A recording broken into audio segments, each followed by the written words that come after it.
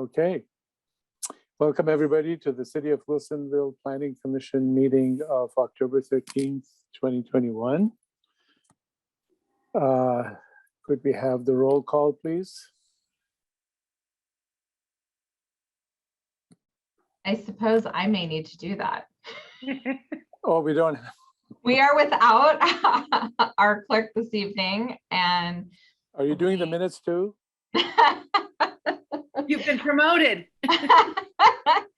Of all the hats I wear, I will not be wearing the hat of minute taker. We are recording so that we will have our usual transcriptionists be able to do it after the fact, which is partly why we're all going to be on video this evening and not in council chambers, so that it's clear who's speaking at any time. So with that, I'll go ahead and do the roll call, and I'm not sure if there's a typical order, but I'm just going to go in alphabetical order.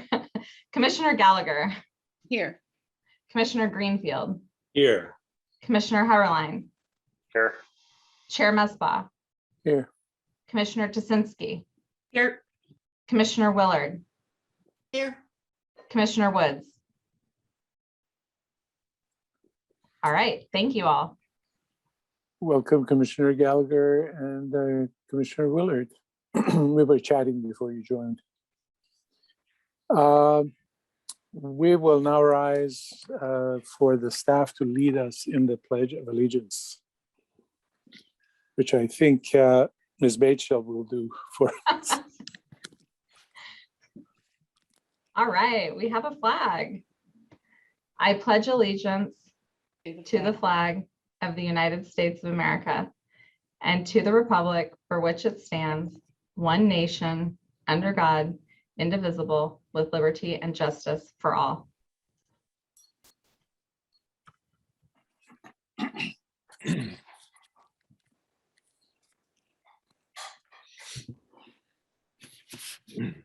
Plug it back in. Very good. This is the time that citizens have the opportunity to address the Planning Commission regarding any item that is not already scheduled for a formal public hearing tonight, and we don't have any public hearings tonight. Therefore, if any member of the audience, either here in the City Hall or via Zoom, would like to speak about any work session item or any other matter of concern, please raise your hand or send a message to the recorder using the Zoom chat function so that we may hear from you now. Chair Mesbah, we do not have any attendees on Zoom this evening, and we do not have any citizens at council chambers. Very good. Thank you very much. The next item is the consideration of the September 8th, 2021 Planning Commission minutes that were distributed as part of the packet. Are there any corrections or changes to the minutes? I don't see anybody raising their hands. I saw a few minor edits, but it's not worth bringing it up. It wasn't substantive. So approved as submitted. Second.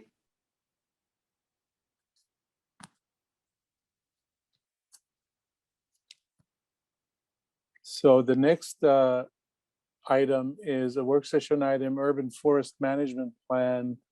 And I will ask Ms. Bateshell to introduce the staff covering. Thank you, Chair Mesbah and commissioners.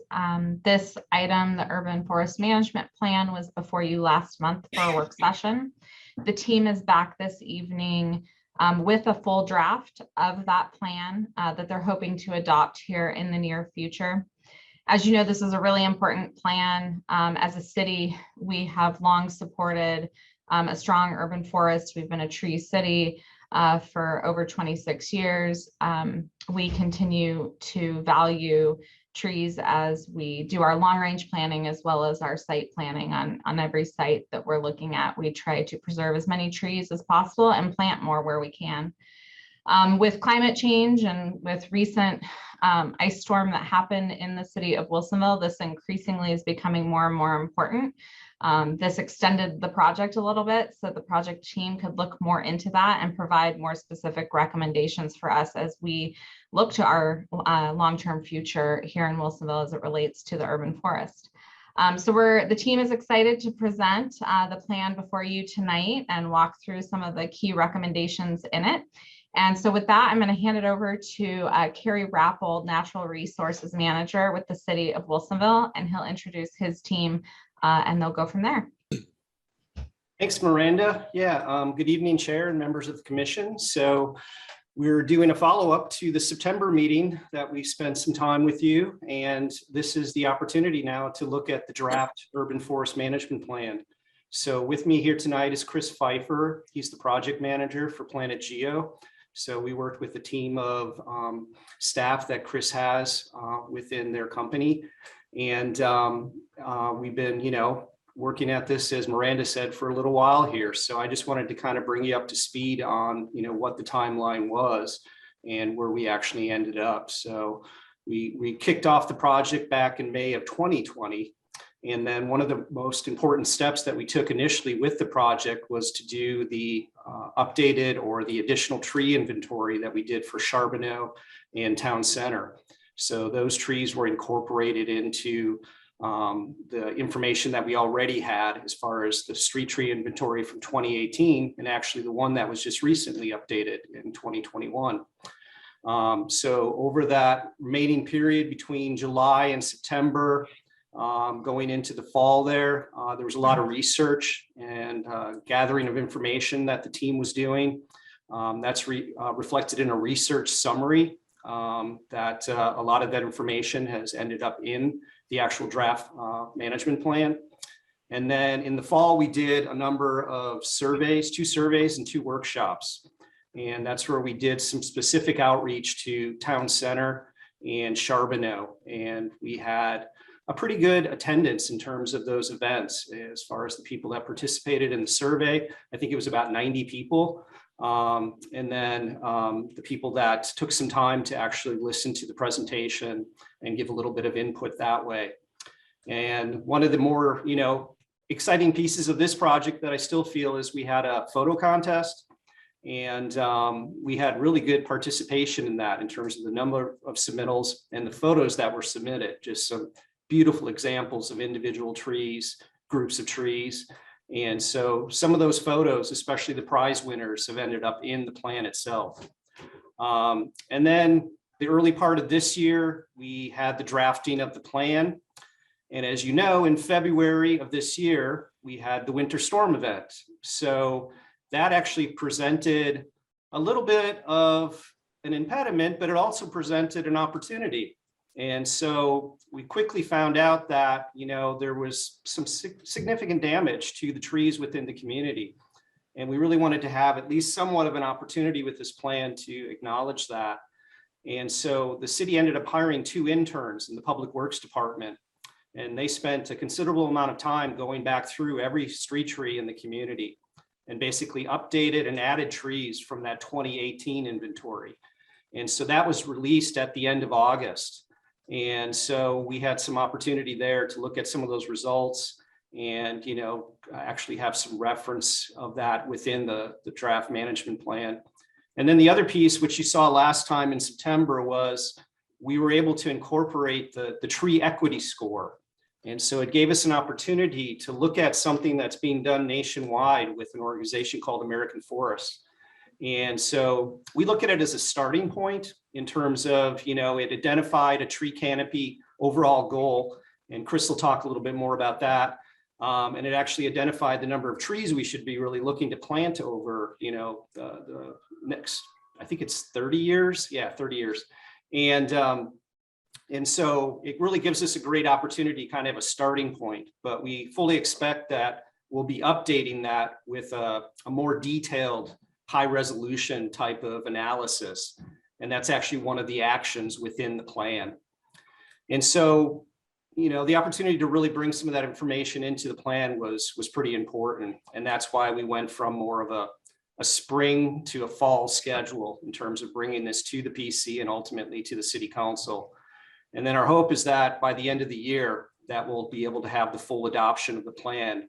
We hope to come back to you, the Planning Commission, in November for the public hearing based on your comments tonight. So that's where we're at in terms of the project timeline, what we've been working on. And at this point, I'm just going to pass it over to Chris to give you a presentation and give you some information about the plan itself. Thank you.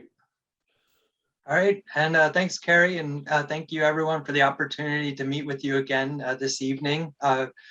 The September meeting that we held gave a brief overview of the plan, and we got a chance to discuss some of the considerations and recommendations to update the draft with. And so throughout this presentation, I'll call out some of those comments that we received last month, but also just wanted to recognize some of those here early on before we get into the agenda.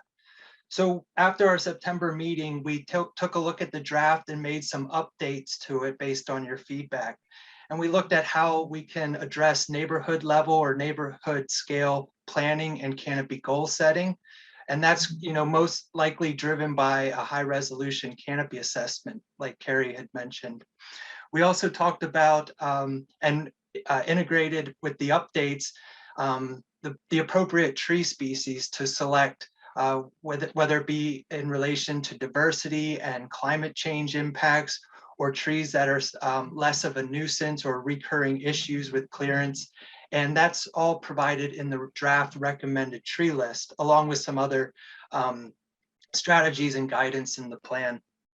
We also look at the funding mechanisms that were drafted for the plan in response to the comment about how to fund a canopy goal. Because as Carrie said, with the tree equity score, we look to increase tree canopy, and we know there's a cost to that, the initial planting and the maintenance. So the funding mechanisms takes a look at that. And Carrie also mentioned some of the large scale planting efforts are already underway with seedling plugs being planted in a park, I think around 1,000 of those. And so that's just one example, one pilot study that the city can take going forward. And we also address the comments or concerns relating to permitting requirements, as well as the outreach and education that needs to be focused on multiple sectors of the city, including HOAs, along with developers, business owners, and the residents themselves. So that is an overview of last month's meeting and the discussion we had. Like I said, the conversation here tonight will highlight some of where we address that in the plan updates. But I just wanted to call those out early and then get into the presentation for this evening. So I'll just give one or two slides on the overview of the project approach, how we got to where we're at tonight, and then get into some plan highlights categorized into 4 different themes. And then we'll focus on the presentation around the vision, goals, and actions. But I will present them at a high level so that we have a lot of time for open discussion about what we've drafted tonight.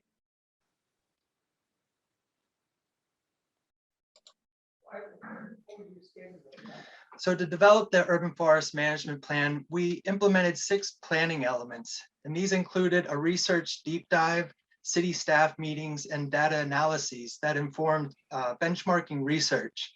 We also conducted community engagement sessions throughout the project period. Some of those Carrie highlighted in the beginning of our session tonight.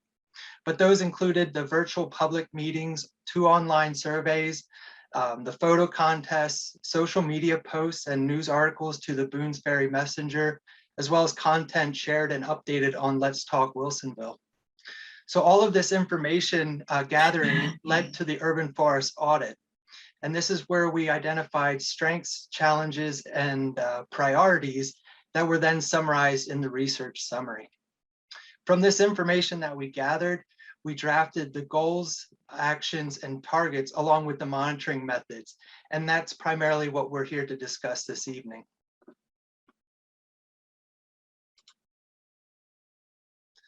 To present highlights from the draft plan, I've organized the content into 4 sections: urban forest analysis, urban forest management, community engagement, and goal and action framework. So we begin with the urban forest analysis and getting an understanding of what we currently have by evaluating tree inventory data and analyzing the data to identify the urban forest structure, characteristics, and needs.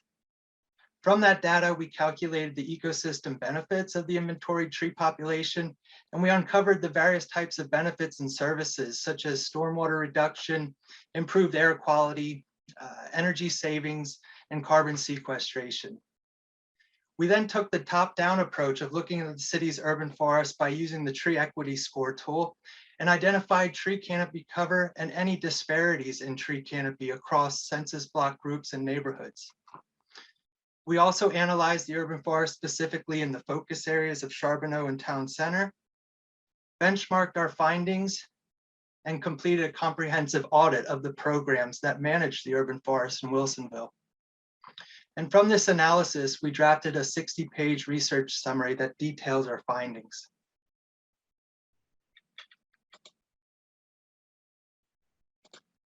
Looking at urban forest management outcomes and highlights, in our planning process, we interviewed 13 city staff representing 3 departments, and that gave us an understanding of existing workflows, strengths, challenges, and shared priorities. With this information, along with the urban forest analysis data, we identified the trees recommended for preservation and removal in the focus areas. We also provided more information to support the city's storm preparation and response efforts. And also, in addition to the recommendations provided for that, we drafted a recommended tree list looking at small, medium, and large statured trees, along with supporting attributes about the trees, the required growing space, their key feature, purpose and desired function, and looking also at the expected height and widths of the trees at maturity. In addition to the recommended tree list, we also provided the framework for the city to finalize canopy goals, as well as the priority planting areas that we drafted. Also, we looked at the recommendations for potential funding mechanisms that would fund the actions in the plan, and drafted studies to support implementation of actions, such as the example shown here with the Trees and Hardscape Conflict Solutions Workbook. Specific to community engagement, the plan highlights the findings from our surveys, our meetings, the photo contest, and the messaging that was conducted throughout the project period. And through these efforts, nearly 100 citizens participated in the surveys. We had dozens who attended the virtual meetings, and 85 photos were submitted for the contest.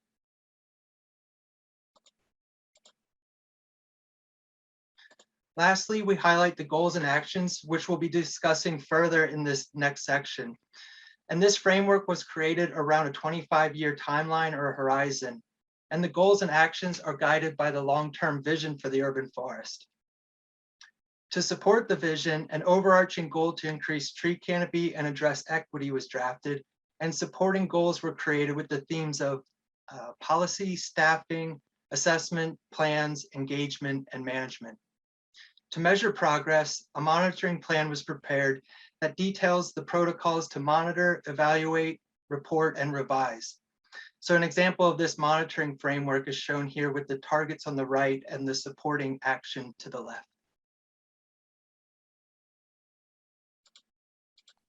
So that concludes the draft plan highlights, going from urban forest analysis, management, community engagement, and the goal and action framework.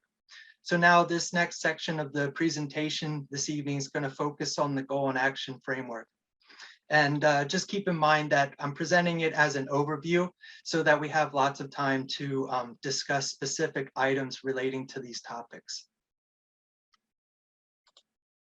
And the management of Wilsonville's urban forests needs to be guided by a vision. For Wilsonville, the vision statement on this slide describes how not only will the canopy cover increase, it will be supported by the city and residents, and the canopy cover will be sustained and distributed equitably across the city. To achieve the vision, an overarching goal for Wilsonville's urban forest is to increase tree canopy cover. and that's the leaf surface area covering the city when viewed from above. Using the American Forest Tree Equity Score tool, we found that 30% of Wilsonville is covered by tree canopy across public and private lands and has an overall tree equity score of 77 out of 100. For all census block groups in the city to be at least at a score of 75, a total of 27,000 trees need to be planted, which would increase the canopy from 30% to 36%, or 36 by 46 across the planning horizon. And to address one of the commissioner's comments from our last meeting in the plan, we recommend the city conduct a finer scale analysis, like we had mentioned earlier, about doing a high resolution tree canopy assessment. So it'll look beyond the census block groups and get down even to the parcel level of the existing tree cover, the potential planting space, and that's where you can start to refine and formalize small scale goals.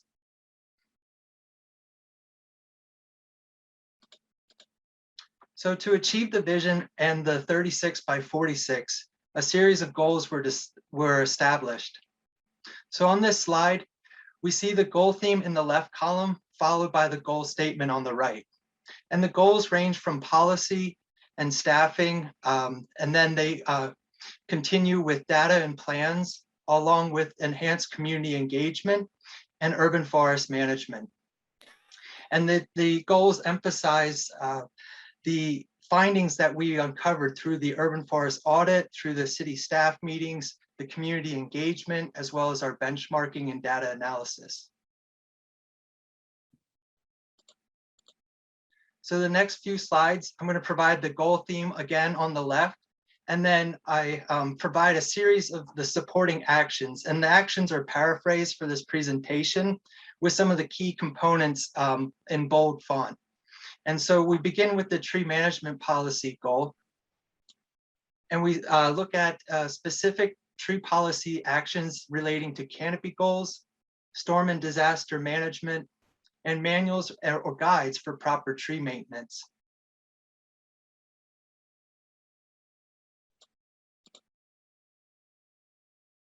Capacity training and authority actions consist of a working group to oversee plan implementation, maintaining certifications, and adhering to industry standards, as well as adhering to best practices. Also, these actions address continued training of staff and private property owners on these standards and best practices for tree planting and tree care. To measure improvements and adapt strategies, it's important to continually evaluate the urban forest through assessments and plans. And these types of actions include continuing the inventory efforts, developing planting plans specific to the focus areas, as well as conducting follow-up audits and gap analyses so that the actions in the plans can be adapted and modified with changing environments. And also continued evaluations of those ecosystem benefits and services so that we can communicate these to the public, as well as use that information for proper budgeting and planning. Community engagement, we looked specifically at the types of actions around messaging, education, partnerships, both conventional and non-conventional, volunteer events and training. So that's where we're looking to address different industries and sectors of the community, as well as different neighborhoods and demographics. And that's where we call out specifically HOAs, where we see the recommendation for continuing education and providing trainings to HOAs. We also emphasize the importance of recognizing community tree stewards, as well as maintaining the Arbor Day Tree City USA status. Lastly, green asset management or urban forest management consists of planning and managing for existing and future pests and diseases, risk tree management and routine tree maintenance, as well as strategic tree planting aligned with canopy goals that the city sets to address tree equity, to address low tree canopy, and other services such as urban heat islands, stormwater reductions, and energy savings. So that concludes the summary of the vision, the overarching canopy and equity goal, the goals supporting the vision, as well as the actions in the plan that are SMART, strategic, measurable, attainable, realistic, and time-bound. So with that overview, I'm going to just transition to a brief summary of the topics presented this evening, and then we'll get into the open discussion. So in summary, we had 6 planning elements that were implemented to uncover the baseline conditions and to establish the draft vision and goals for the urban forest management plan. And those planning elements ranged from the deep dive research, the city staff meetings, the data analysis of the existing inventory, as well as the inventory of the focus areas, the benchmarking research, where we looked at those baseline values compared to other cities similar in size, location, program structure, and we also cross-examined that with industry standards. And then throughout the project, we had the community engagement where we received feedback and input on the viewpoints and perceptions relating to urban forest health, extent, the management of the urban forest, as well as potential strategies to incorporate into the plan. And all of that information was then tied into the urban forest audit system, where we evaluated 130 elements pertaining to urban forest management and sustainability. So that gave us an overall score, and it gave us the strengths and the challenges that Wilsonville faces. And from that, we derived the vision, goals, and actions that were presented tonight. So Carrie went over the timeline of the draft stages as well as presentations. And so at this point, we're looking to gather additional feedback and input as we look to draft the final plan and take it forward to adoption. So at this time, I'd like to open it up for any additional comments that Carrie may have relating to the topic and the project, and then address any questions of the commissioners. So thank you all for your time. Thanks, Chris. That was a great presentation. Carrie Rappold once again. So I just wanted to let the commissioners know as we move forward towards the public hearing in November, we will be sending out a notice to every resident or every address within the community. So we want to make sure that we get as much information out as possible about the upcoming public hearing. And then we'll be working, through, like Chris said, any comments you provide tonight, and hopefully moving it forward up to the November meeting. Thank you. Thank you. Commissioners, do you have any questions or need clarification on anything that was presented? I have a question about the equity score. I was looking at the equity score, especially as it was applied to Charbonneau. I noticed that Charbonneau got a low equity score, which surprised me. Is it looking purely at tree canopy and does not account for the huge green space that we have as a golf course, or what do you attribute to the low equity score that Charbonneau would get? Yeah, thanks for that question. Chris Piper here with Planet Geo. And the question was about the tree equity score and how the score for specifically Charbonneau was derived. And so without going deep into the methodology or looking at to the potential causes, I would just start off with saying that the tree equity score consists of a variety of criteria: canopy cover, population density, income, employment, surface temperature, race, age, and health. And without knowing the full demographics of the area, I think canopy cover is really one of the main drivers for that lower score. But that, don't hold me to that. That's just my initial take on it. May have been health as well, because the population is kind of up there in age, and it may be that True. the health kind of skewed it. What was, to me, the reason why it caught my attention is I'm used as a planner to these equity scores as showing gaps.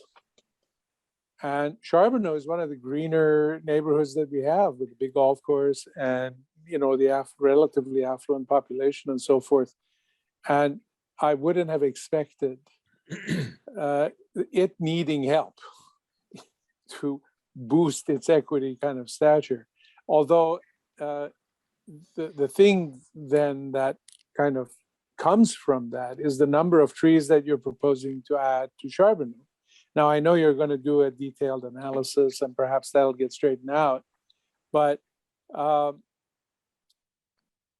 that is why I was starting to kind of look at it a little bit closer. Is I don't want trees that should be potentially going to neighborhoods that truly are underserved with tree cover to come to a golf course community that has plenty of green space already. Just because the score is showing some number as an anomaly. Just wanted to get some clarification of how you're going to correct for that, how the detailed kind of analysis is going to start zeroing in on the actual need. Yeah, and I think this is Carrie Rappold again. So I think there'll be a couple pieces moving forward, and Chris could maybe speak a little bit more to the high resolution assessment. But another part of this that'll be critical, which will be really kind of a continuation of what we're doing with the winter storm response team, is working with Friends of Trees, looking at, you know, the neighborhood data even separate from this assessment, even in regards to the street tree inventory that we have. And so I think we'll be looking at a number of potential resources in terms of where we finally, you know, choose to put trees in. So we certainly want to be very cautious about that and make sure that we're making the best decisions in regards to that. And so we know we need to do some refinement to this, but it gave us an opportunity at least to do a little bit of benchmarking and something that's comparative, you know, across the nation in that way. And so we still, like I said, see this very much as a starting point, but it'll definitely need to be refined as we move forward. And that's going to be a key piece with the urban forestry working group. You know, we'll be looking at that very closely as we make decisions about future planting projects with the neighborhood street tree program. As Chris mentioned, you know, we have some work that's now started in terms of our own parks department, where they're going to be doing plantings, hopefully, you know, into the future. There's one plan that's 1,000 plugs that's going to go into Memorial Park. And another piece that actually plays into this also is I'm responsible as a staff person for the city's compliance with the Clean Water Act and our MPDES requirements for stormwater management. And as part of that, we have what's called a temperature implementation plan. And in order to address that, we really look at the planting of trees in terms of the shade they can provide. And so there's a number of pieces that could fit into this as we move forward. And, you know, there'll be discussions that take place in terms of where we target areas within the community. Okay. Presumably, some of the trees that are shown for Charbonneau in the future are replacing the aging oak trees too. So that may be. Commissioner Gallagher, you wanted to say something? I just need a small clarification because I couldn't quite believe my ears last time when you made your presentation. I know it was kind of late in the evening. Did I remember correctly that you said that all the trees in Wilsonville, regardless of whether they're on private property or city property, are under your your concern? This is Carrie Rappold again. So do you mean in terms of like what the plan was considering? No, more about taking care of them and conditioning. I'm expressing concern, and I'll be more than happy to have a sidebar conversation at another time with you about some trees that I observed that I think really need some help, and they're not getting it, that were damaged in the ice storm. And so I didn't know, even though they're on private property, but did I hear correctly or did I mishear? Yeah, well, at this point, really the data that we're working from is that street tree inventory and the data that we added with our own inventory of Charbonneau and Town Center. And so clearly there's a lot more trees in the community that, we don't have inventory data for. And so, but then there's also this other piece in terms of the goals and actions of the plan. Right. And so some of that comes back to a lot of it comes back to educating and working with the community Yes. in regards to their knowledge, what they need to, be aware of. That could be the potential there in the future for a manual that we could work with to create. So there's still going to be that responsibility, a pretty significant responsibility for private trees in the community. Well, there also is the opportunity that a lot of those properties and a lot of those trees are not cared for by the owners, but they're cared for by maintenance crews who frankly don't know what they're doing. Yep. So damage is being done or things are not being done properly to protect the trees for hopefully a nice storm we don't have this year. And it is a real concern because when you lose a tree, you lose a tree. It doesn't matter where it's planted. And so there is an opportunity. And I just I'm more than happy to have a further conversation with you, not tonight, to take up time, but I'm very concerned about it and I'm very aware of it and I care very deeply about it. Yeah, and I'd like to have that conversation with Right. you and to get your specific input and concerns. And I can also, we can coordinate with the planning division, that they deal with a lot of the tree issues within the community. And once again, as we alluded to, it's going to be really important how we coordinate and work with the HOAs, because Right. many of these HOAs are responsible for these landscape companies or Yeah. for the arborists that come through their communities. And so, that's something that's really come to the fore even more so with our winter storm response. Yep. And working with some of these homeowners associations. So we It's not- recognize that from a number of perspectives that it's important for us to work with HOAs and to have them be aware of what they need to know and being able to convey that information for people that work for them. Yep. Okay, I'm more than happy. You can get my contact information or someone can send me your number and I'm more than happy to have a conversation with you. Okay, well, thank you. I appreciate that. Welcome. Jerry? I'd like to spin off of that topic a little bit. Someone approaching or looking at this plan, maybe perhaps not in sufficient detail to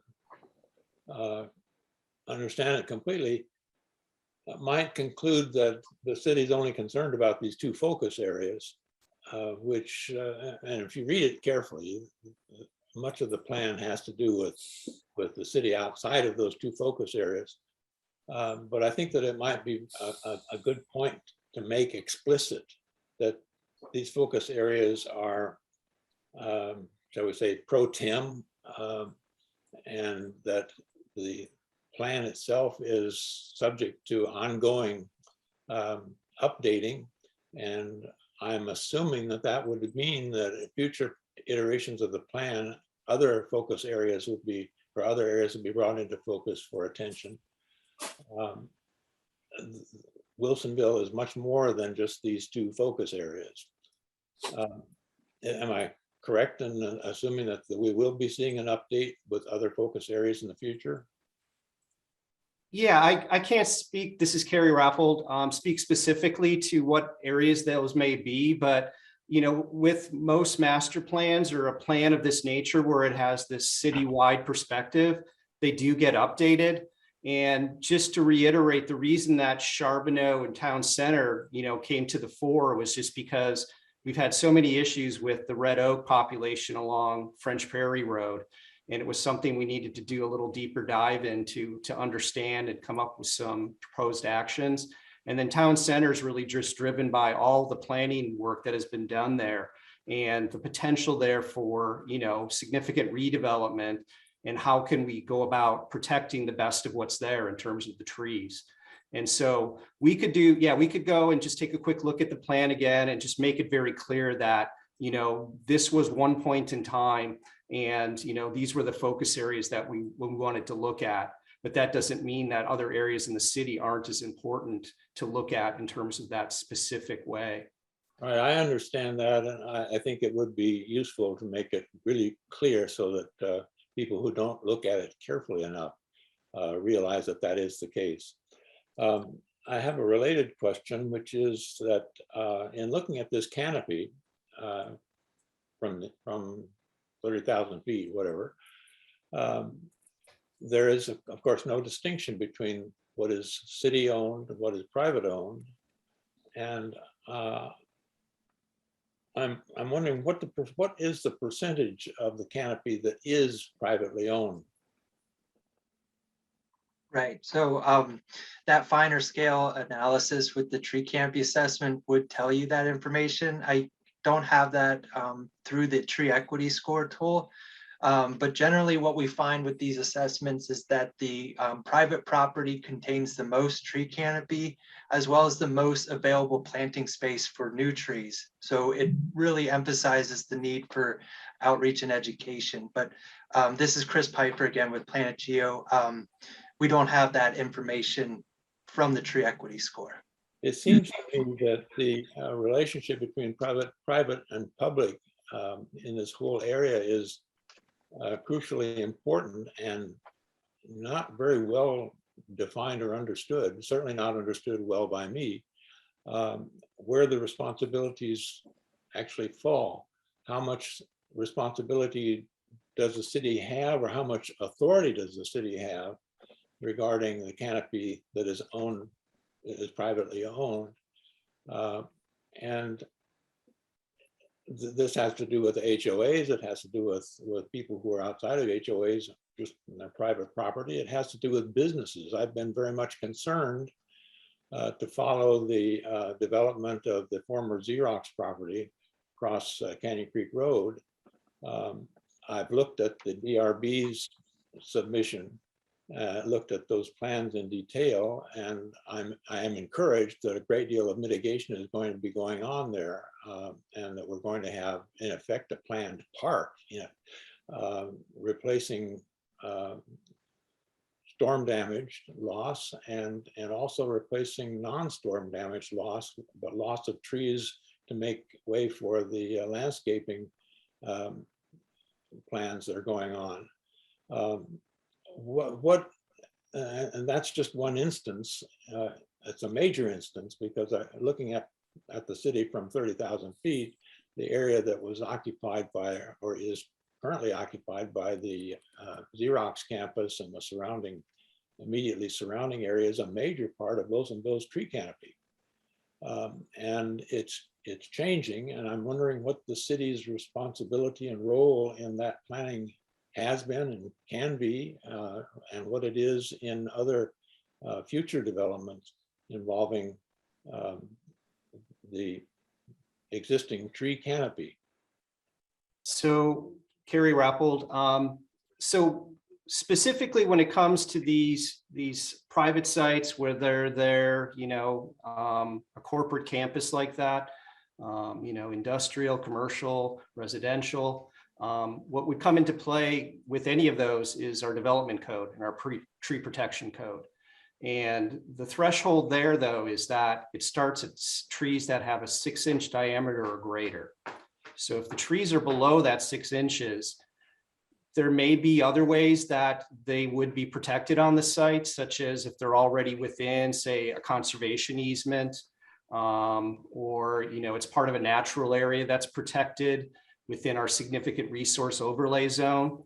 So that could be a potential way where, we would be protecting those even smaller trees. But otherwise, it would be if they're 6 inches or greater where they're being proposed to be removed or impacted by development.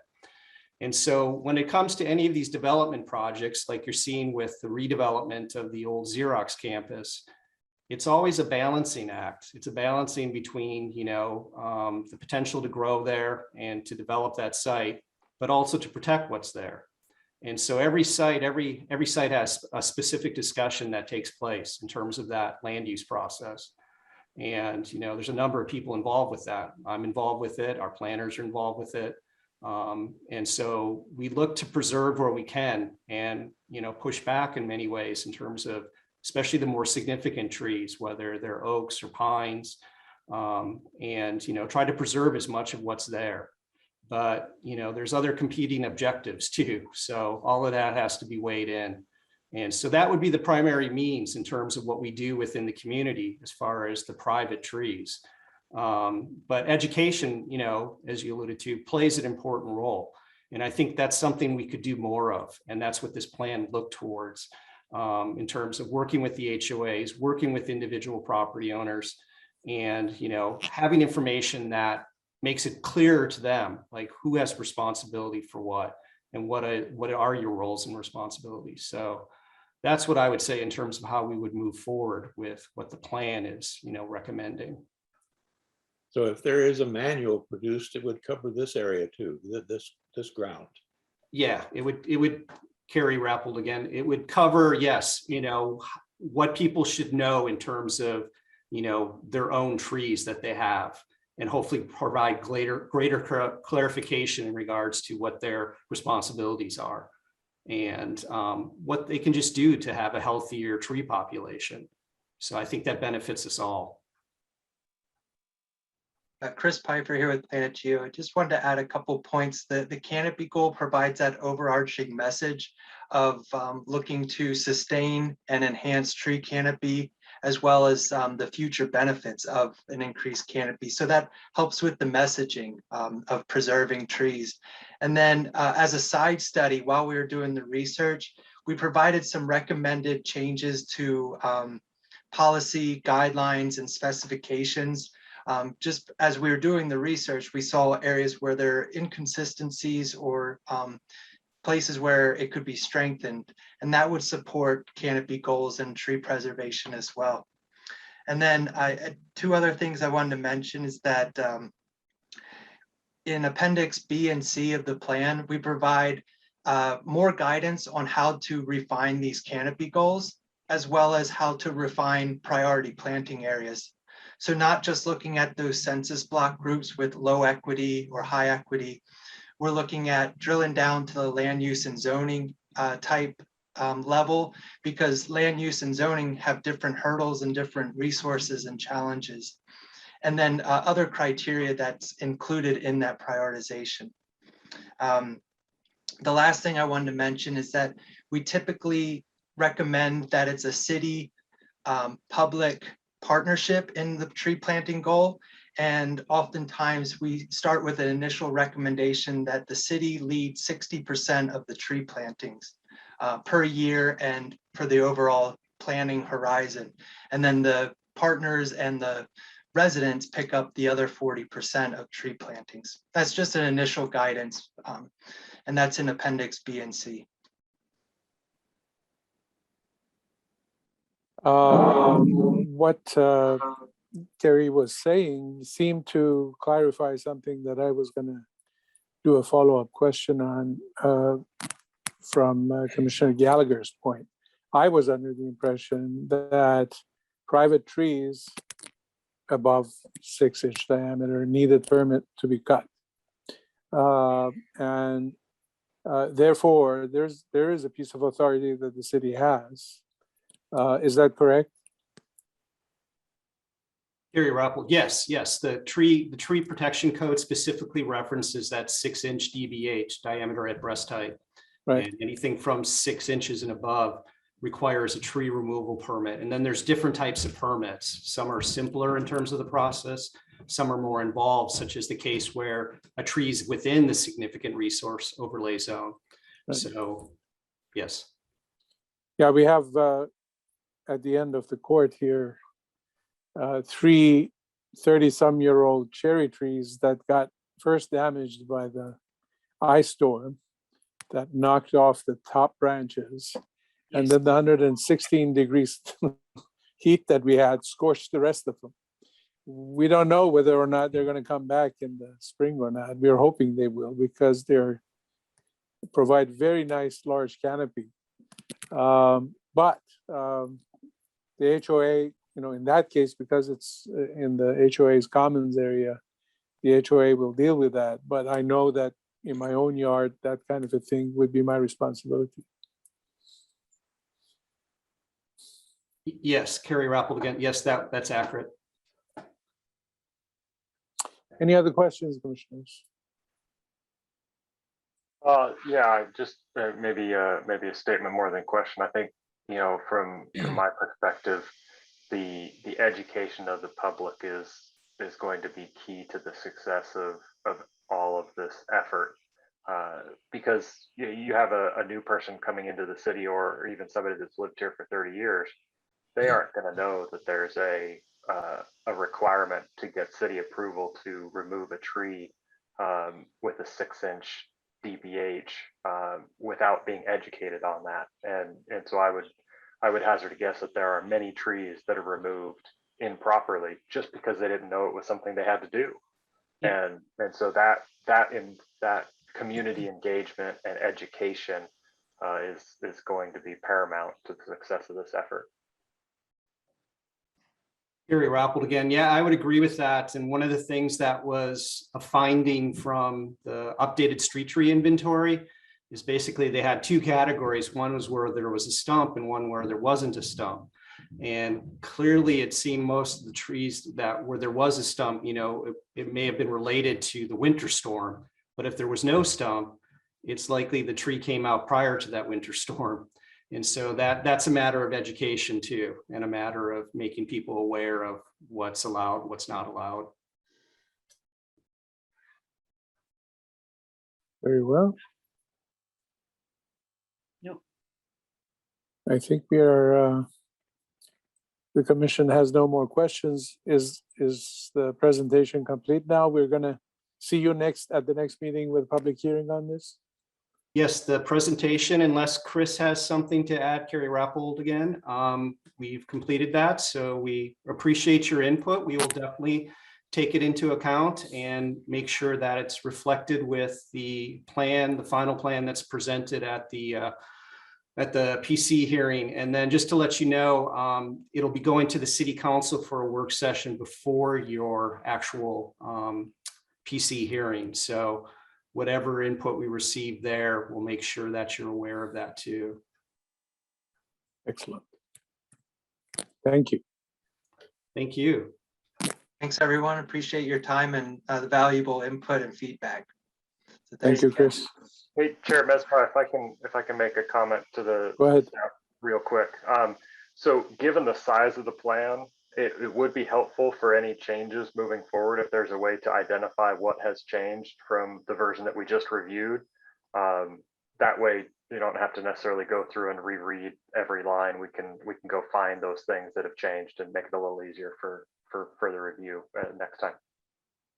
We will definitely, make that apparent in terms of, calling those out and make sure that you're aware of that. Great, thank you. Thank you. Good point. Thank you. The next item is Frog Pond East and South Master Plan. I will ask Director Bateshell to introduce the subject and the staff. Thank you, Chair Mespot and commissioners. For some of us, this is an area plan that we're very familiar. For others, it is a bit newer to your conversation or focus. The Frog Pond area plan was adopted back in 2015. It consisted basically of 3 neighborhoods as one larger kind of community and area plan. It was broken up between what we called Frog Pond West, East, and South. Frog Pond West was already in the urban growth boundary. And so Frog Pond West was then master planned, and that master plan was adopted in 2017 and is the area of Frog Pond that we see developing today. Most of you have seen the development activity out there. That is the area that was originally in the urban growth boundary. In 2018, Frog Pond East and South was then added to the urban growth boundary. And that is the area that will be the focus of our master planning over the next year plus. So there will be kind of a lot of conversation about the prior area planning as well as the future planning for these areas. Things have changed both at the state and at the city, which the project team will talk more about. but there will still be consistency with that area plan and for what was envisioned for those neighborhoods moving into the future housing growth for the city. So it's very exciting to launch this project, to kind of come full circle, but also integrate things that have been changing and evolving at the state and local level. And with that, I will introduce the project manager for the city, Daniel Pauly. There is no rest for Mr. Pauly or Mr. Dills and the team at APG. We just rolled straight from middle housing into Frog Pond East and South, which will have more middle housing. They will have, as you know, their second reading for middle housing up on Monday, this coming Monday night. So they are just moving straight from one project to the next, doing exciting housing work for the city. So thank you to them, kudos to them. And with that, I will let Mr. Pauly continue with the introduction of the full team. Well, Mr. Pauly has the map of the United States behind him, which is very concerning because that's everything east. Please. Sorry about that. I couldn't resist. Go ahead, Dan. Thanks. Well, thank you, Ms. Bateshell, and thank you, commissioners. It's good to be back, and I'm glad Miranda mentioned middle housing. So I'll mention middle housing so we can keep our streak going. Talking to middle housing with you in how many months in a row. So good to see everyone again. Let me go ahead and introduce who we have here from Angelo Planning Group. We have Joe Dills, who you've worked a lot with. We also have Andrew Parrish, who's a project manager and helping a lot on this one. So Andrew wasn't as involved with the middle housing project, but was involved in the Frog Pond West master planning and knows the area well as well. So with that, excited to get into this project with you, and it should be very interesting as we work on this together over the next year plus. So let me go ahead and share my screen.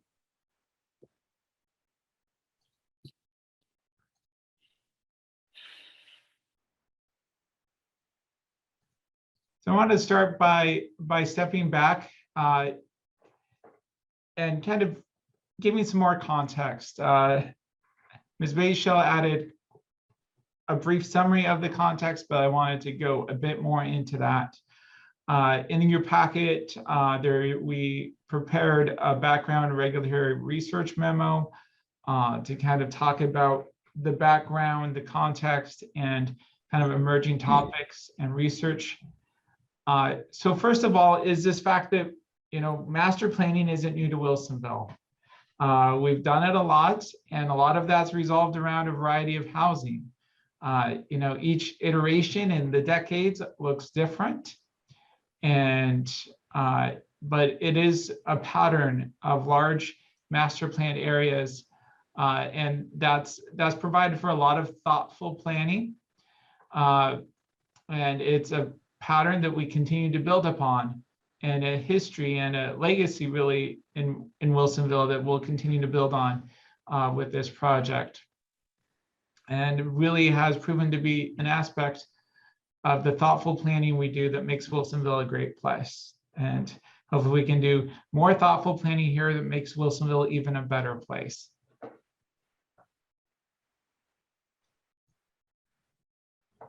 So Miranda mentioned this, but let's go. Here's a timeline of what's been going on. So a key thing that wasn't mentioned is 2010 was when urban and rural reserves. So briefly, what that was about is that really set a 50-year vision into the future of areas that would be targeted for potential urban expansion versus areas that were expected to stay rural for at least 50 years to give more certainty to surrounding cities as well as property owners and other stakeholders. And that then would play into when the UGB expansion occurred in 2018, the Frog Pond East and South were urban reserves. And that also is important for the area plan because it was designated as urban reserve. So we were actually including these urban reserve areas next to what was already in the urban growth boundary as part of the area plan. So we mentioned Frog Pond West Master Plan and then the UGB expansion, and here we are, and we have a deadline by the end of 2022, which is 4 years after the UGB expansion, to have a master plan adopted. So that's a metro requirement that is a timeline that again, we won't be moving and be, I would say, won't be as intense and quick as the middle housing project, but part of the reason the middle housing project was so constant was so we could get to this and have a bit more time to think through this. But that said, again, with that timeline, we will be moving through it at a pretty swift pace. So buckle in. We'll talk more about the schedule here in a bit. I did want to address more the Frog Pond area plan and really how, I mean, it's an important framework that we're working through, but kind of the role that as if we envision it playing. You'll know that in the middle housing project, we didn't really bring out the area plan. It's a non-regulatory document. So it was determined it didn't need to be updated to reflect the new state standards. So really, it's a starting point and a guide for the current planning effort, but it doesn't box us in. Really, what we're looking at is acknowledging the past input and the quality planning that guided the area plan and brought it to be what it is, but at the same time weighing new input and information that comes forth as part of this master planning process. One aspect of the area plan that is key and is guiding principle here is to have a seamless look and feel of a Frog Pond neighborhood in terms of urban design, that this will all seem as cohesive together as you'd expect. I mean, well, it's not necessarily themed as much of Villebois, where there's that cohesive development through various phases. And same with Charbonneau, there's kind of that identity and common development patterns in Charbonneau. And so you'll see like the streets continuing on, a lot of the streetscapes, the things like sign toppers, entry signs, signage, and those urban design elements we anticipate to expand, as well as trail systems, to really have this be a cohesive area.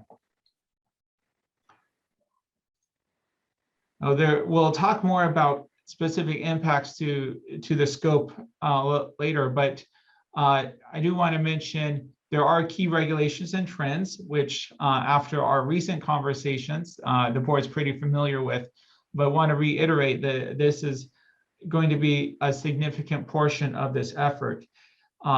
It's really the housing variety. We're going to talk even more about housing variety for a variety of people and what that means, and how we can accomplish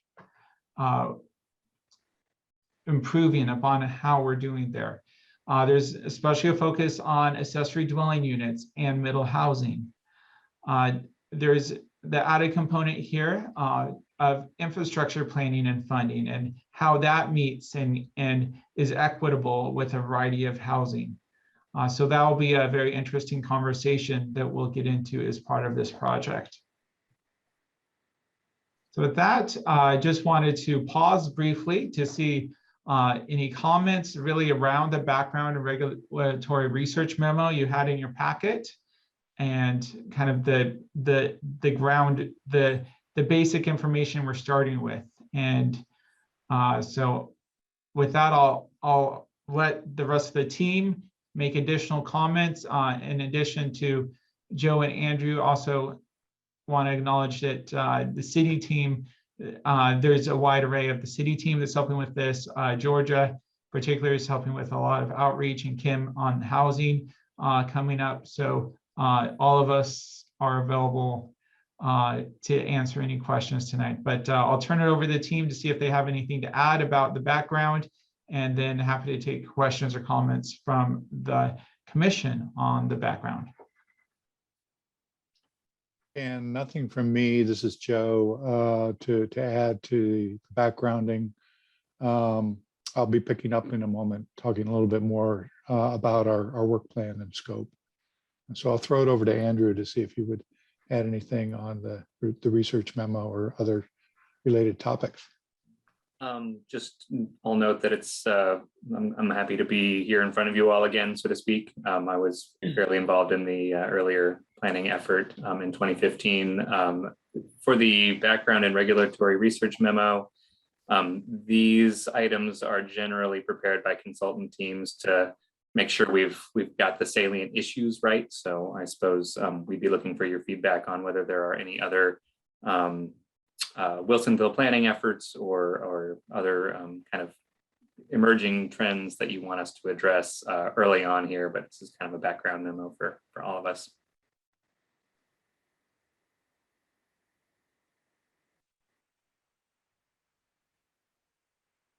Right, Chair Mesbah, if you want to see if there's any comments from the commission. Very good, commissioners. Do you have any comments or questions?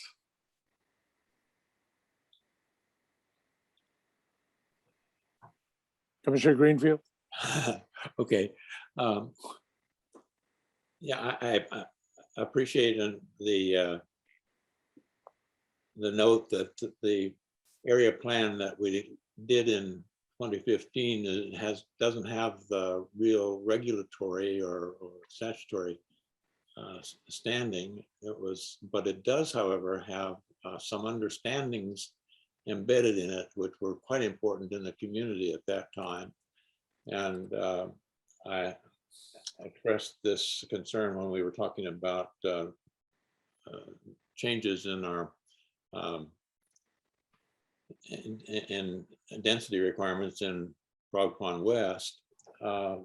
We have a certain obligation, I think, to remain true to our understandings as much as we can, given changes in state requirements and others since 2015.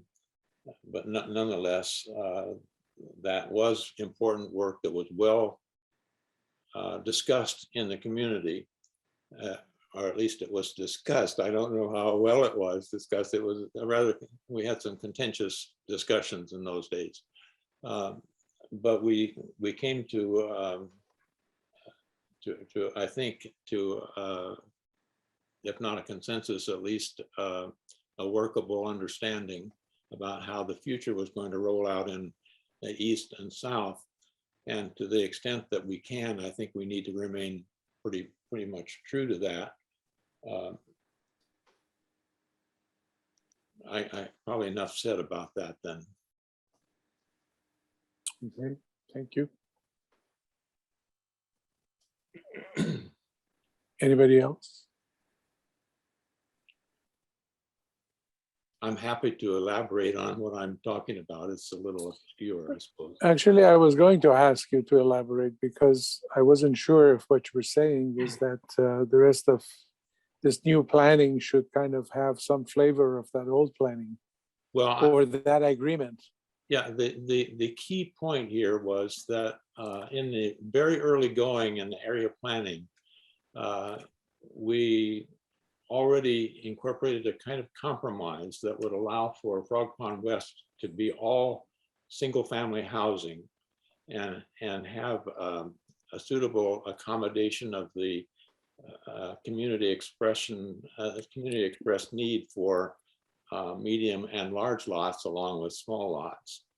We did that. I think that it turned out very nice. I'm very, very pleased with how Frog Pond West is building out. And I think that it pretty much satisfies our best hopes for that back in 2015. But at the same time, we were to some people, I suppose, kicking the can down the road about density with Frog Pond East and South. But there was clearly expressed, and I certainly clearly expressed it at the time, that we should expect when we do get around to master planning, particularly Frog Pond East, that we will have higher density and we will probably have some apartment living there. I think that the community needs to be prepared to accept that as a need going forward in order for us to meet not only the number of residential units that Metro is requiring of us, but also to meet our obligation to provide for affordable housing in Wilsonville. It should be affordable housing that is consistent with the quality that we have across the street, across the road in Frog Pond West and in the older neighborhoods. But it will be denser than many people were comfortable with back in 2015. But that density has been forewarned. It's there, it's going to happen. And I think that we need to embrace that fact and do it as intelligently and sensitively as we can. Okay. That was clear, I think, to me anyway, this time. Commissioner Gallagher. Yeah, I appreciate what you've just said, Jerry.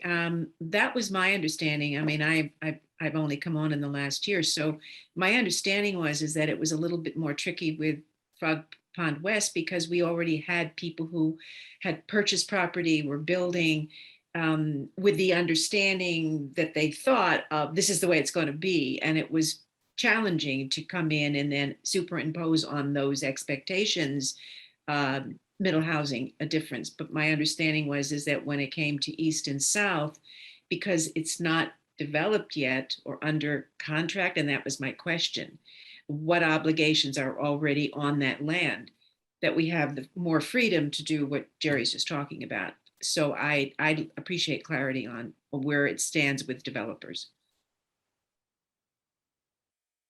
So the question, Mr. Pauly, is, are there developers standing at your door on this new piece of land where we are starting to do the planning? Well, certainly there's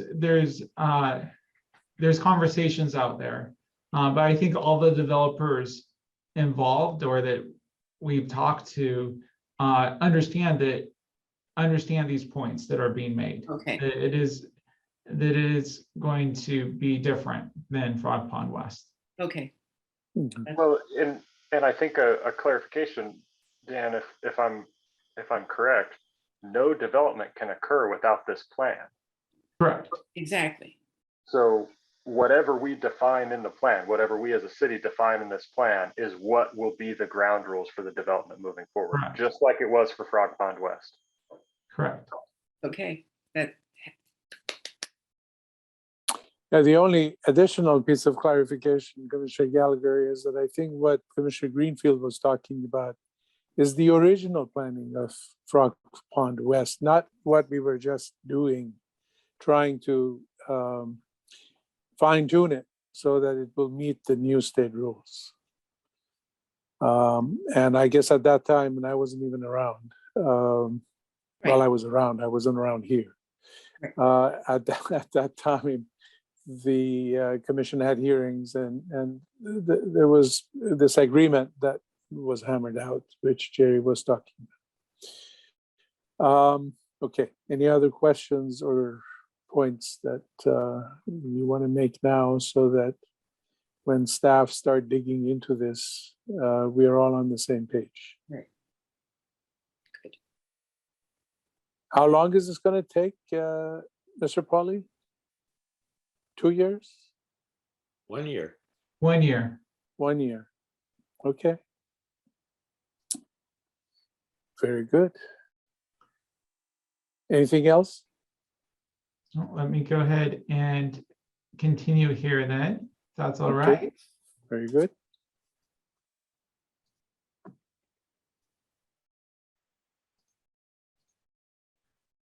So you've seen this aerial photo, but a couple of things I wanted to additionally point out about the east and south neighborhood is the relationship.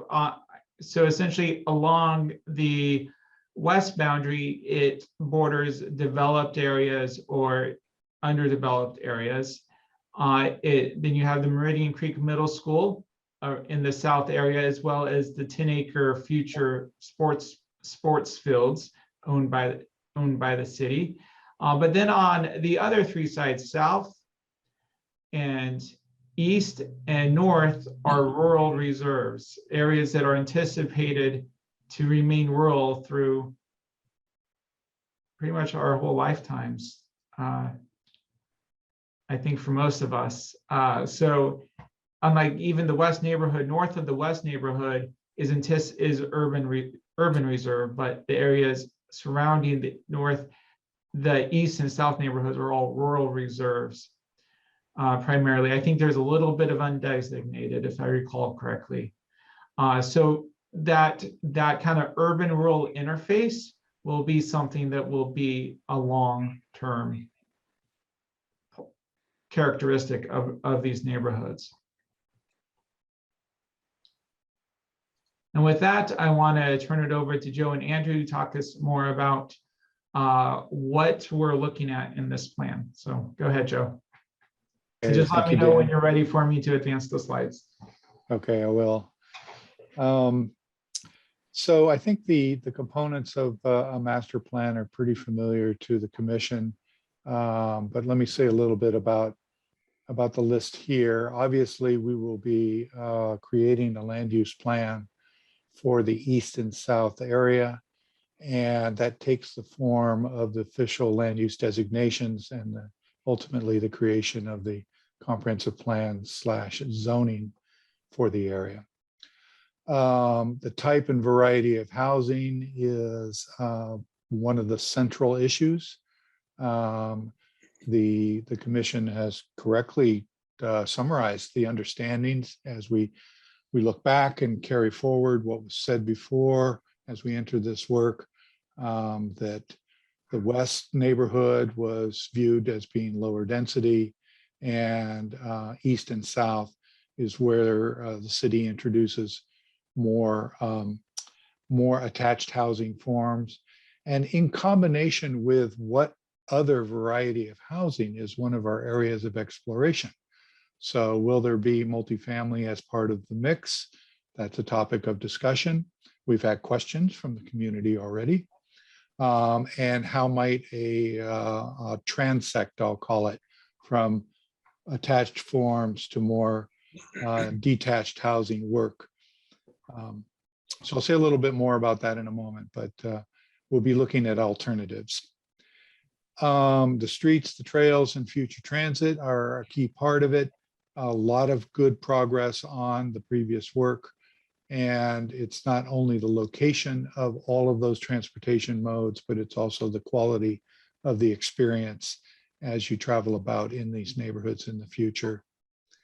And I would say the same for parks, open space, and tree preservation also. How do those add to the livability? Not only where is it green, but how are we strategic about how the green areas support the developed areas? The preservation of the Grange is another understanding we carry forward from the previous work.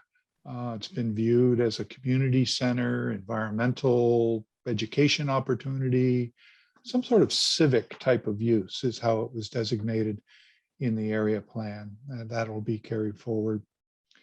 Funding strategies for infrastructure. I'll say a little bit more about that in a moment. And then the community design elements that tie all this together as well. So those are the major topics that we have tasks for in the plan. And you're basically looking at a list of something of the chapters of the master plan. Let's go to the next slide if we could, Dan. Yeah, and I would add something there's a little bit of it in Frog Pond West, but not in East. A big question is how to best utilize a vast amount of area under the Bonneville Power Administration Alliance. Yep. So we'll want to be thoughtful about that. And that's come up in the community conversation so far, is how to be thoughtful and best use that land.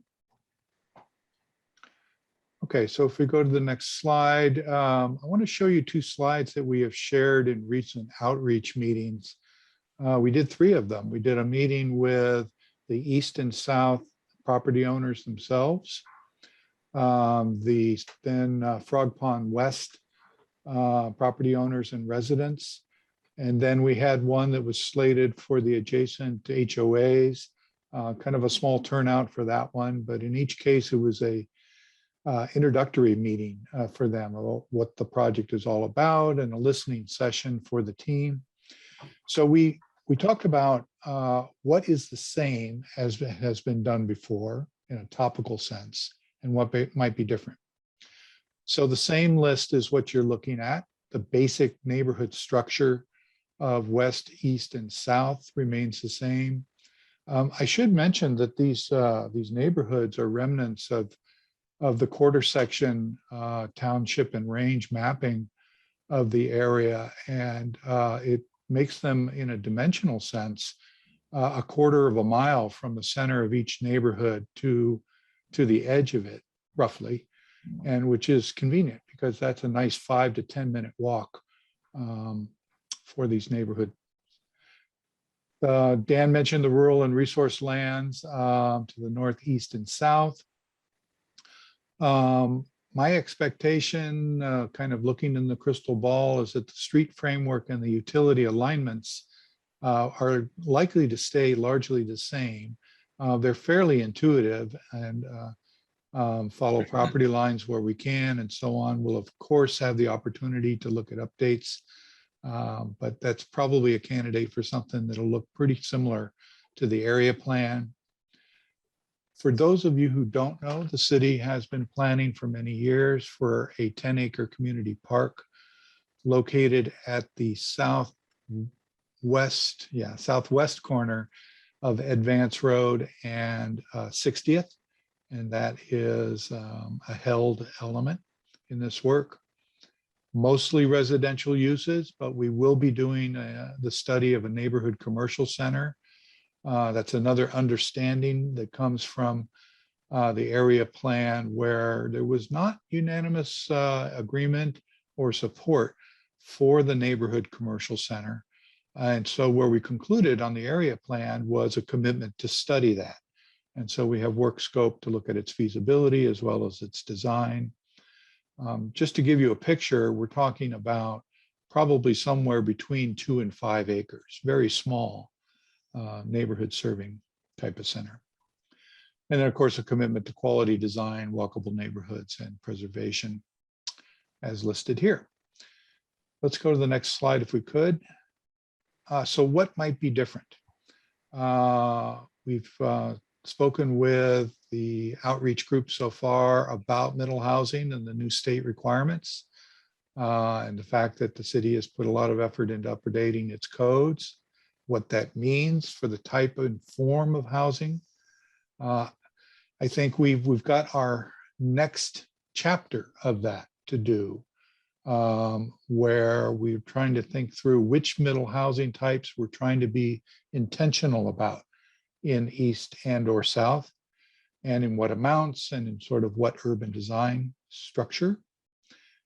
Our outreach is going to continue the tradition of many ways to participate and a responsive process to what we hear from the community. What will be a little different is that we are doing additional outreach to groups that have not been historically involved.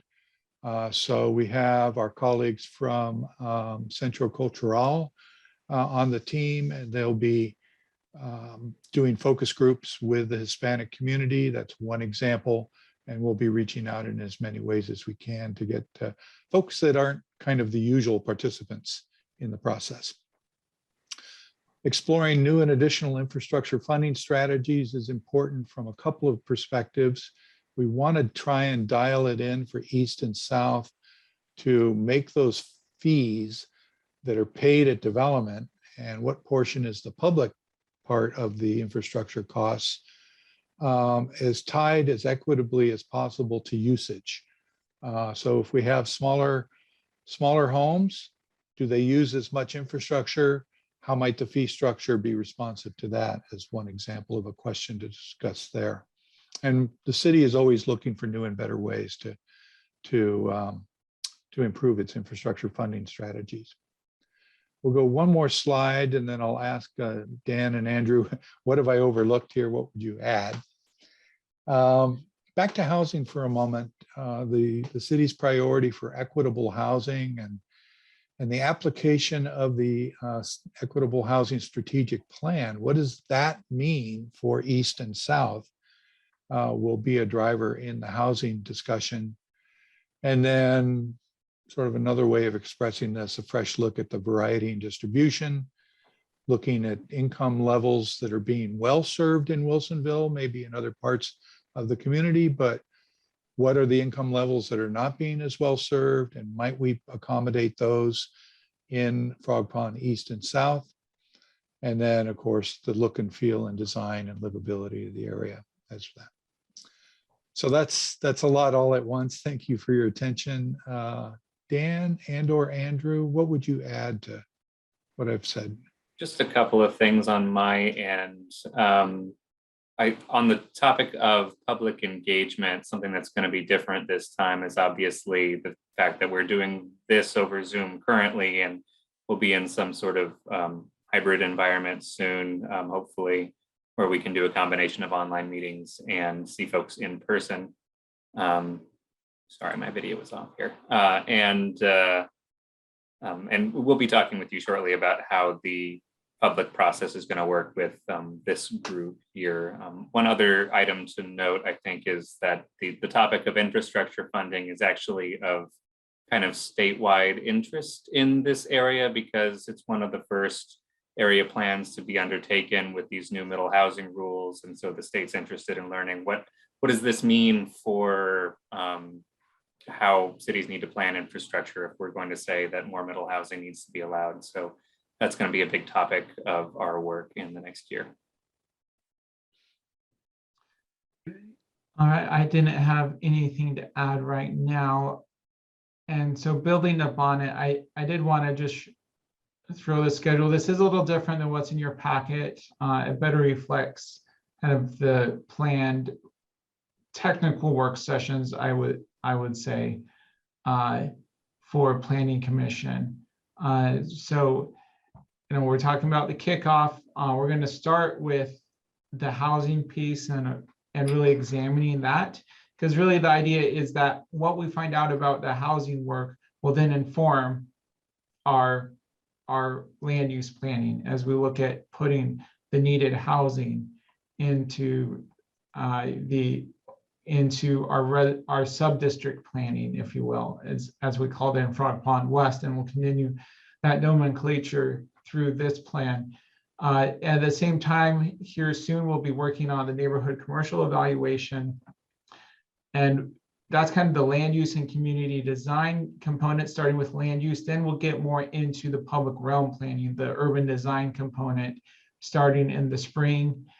And then lastly will be the infrastructure plans and the financing component with adoption late next year. So there will be a lot of material, and we'll do our best to make it digestible and meaningful for you as we work through it.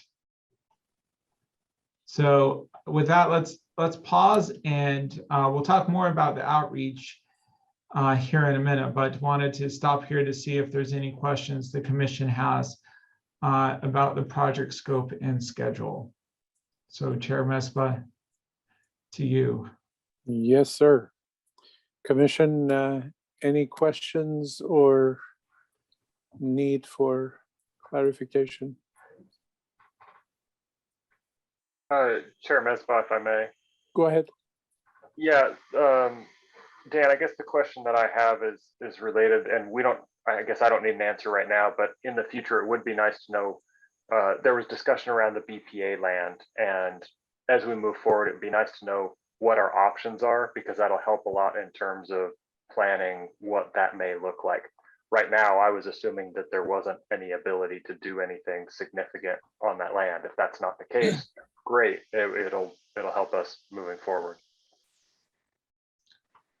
Yeah, we're going to need to do some work with BPA and probably look across the nation to figure out if there's anything besides open space or parking that's been done with those areas. Okay, That's well, great. and maybe the question of also whether we can push the boundaries of what is acceptable, and maybe if we can get creative and propose some new things, it may be an opportunity to lead in that effort. Thank you. I share that interest. Yeah. Good. I have a question. It's really not a question, it's a conundrum. When I look at Wilsonville and look at the urban fabric, you know, the concept of transept came up. When I look at the urban fabric in Wilsonville, I wish that a formal transept kind of a concept had been used to kind of, for a small community, to create density in the middle and kind of taper it out on the edges, so that most of your dense commercial activities are in the center, associated presumably with more dense transit kind of service availability, and an end of a bunch of bike trails and so forth. But that's not how it's shaping up. We are adding density on the edges here. And even though it's a quarter mile to the edge of the neighborhood and that's walkable, you get to the edge of the neighborhood and there is no destination there. I mean, this is not going to be a non-car dependent neighborhood. That's right. As a result of it. And I was kind of waiting and listening and looking to see what the town, the neighborhood center would look like, because I was hoping that there's going to be a node kind of a model here, that this is going to have higher density, but it is a new node in the urban fabric for Wilsonville, kind of balancing the town center as another node and the west side as another node. But I didn't hear that. And in fact, you highlighted that the village center is going to be pretty small. So it's going to be car dependent. Do we really not, and I know how difficult it is to design new commercial centers in the middle of the neighborhood and have it be market kind of competitive. Do we really need to give that up altogether? I mean, we don't have really any option. Is that what the design team is concluding from the get-go?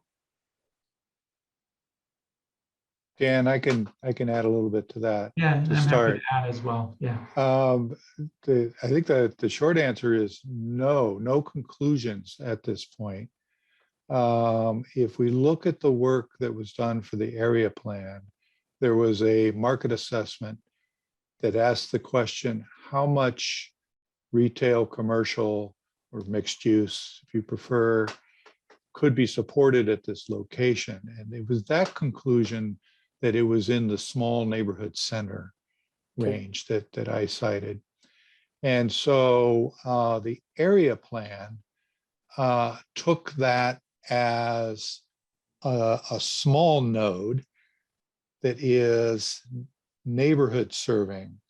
And if you look at the housing that is on the area plan, it's grouped around it, where the higher density is there and then it feathers out. It's not the citywide type of transect, but it's more of the neighborhood scale node concept. And all of that is subject to update and new ideas and reassessment. So when you say small, is this going to be kind of like Villebois yet to happen commercial center? Yes, I think Villebois is similar in that it has a relatively small neighborhood center. It, of course, is the last piece to develop because rooftops before retail is still the paradigm. And if you look at Villebois, some of their more dense housing is grouped around that intentionally as a village center. So we've got a neighborhood center, so to speak. Well, I don't have any problem if it happens after all the housing is built, so long as it happens. And I guess we'll find out with Wilbur if it's going to happen and be sustainable. Yeah, I I'm would say- hoping it will be, because in Charbonneau, we don't have, I mean, Charbonneau was designed the same way, and, you know, the village center here is really nothing. So that is what I was trying to kind of, I've been battling in my own head with that, with the futility of trying to get something more substantive going, and I was hoping to hear something different, but I guess we are all in the same boat. Commissioner Gallagher, you've been trying to get a word in Asia. No. It's just, I'm just trying to follow which way you were going. I'm not sure. So what I think I just heard you say is that it's proposed that there would be a small retail center for just small everyday needs, like a mart where you could buy milk and bread and those things that you always run out of, that Correct. Sure. that you do not want to get in the car, certainly at 5 o'clock in the afternoon, and drive all the way into town, but you need right away. So I guess what I'm hearing is that there's no certainty that that will actually happen, but you're proposing it. That's the first part of my question. Yes, it was proposed in the area plan for exactly the description that you gave, small Right. mart, coffee shop, Right. maybe a restaurant. And the conclusion of that discussion was there was not unanimous support, I'll call it, for that idea at the time. From the community and ultimately from the city council in the adoption. But it was expressed in the form of, let's come back and study it at this stage.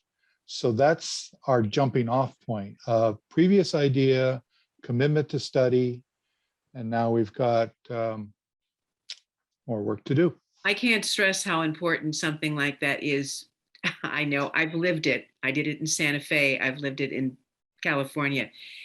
That kind of convenience, especially when you're in an area that's not directly accessible to the Safeway or the Fred Meyer, it's almost an essential part of community living. So I'm hoping that we can, I certainly would support it. I think it's almost an essential selling point for a neighborhood like we're developing.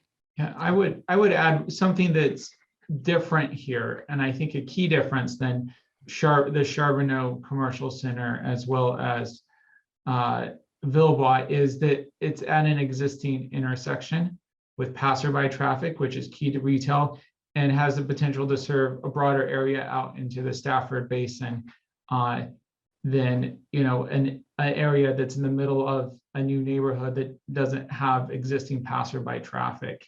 Yep. And I think one commercial note, if you look at a zoning map in Charbonneau, is where the neighborhood is. There's the office building in the neighborhood up there near the I-5 interchange. In retrospect, you know, that's all zone commercial. That whole single family neighborhood there is zone commercial. So in retrospect, if that was actually the commercial node of Charbonneau, would it be more today because of location rather than in the center where there's not passerby traffic? So Also point out that another thing that has changed considerably since we visited this originally is that there is a developed community right across the road now. Mhm. There are rooftops that weren't there when we were looking at this in 2015. So what I hear is about west, of course. I want to continue studying and move forward with that. There's interest in that. Any other comments on the scope? Because there's lots of ways we could talk about the scope at length. So I look forward to those conversations in coming months, but want to make sure that we stay fairly brief tonight so we can get you guys off Zoom since you're already home. Any other ideas about the scope?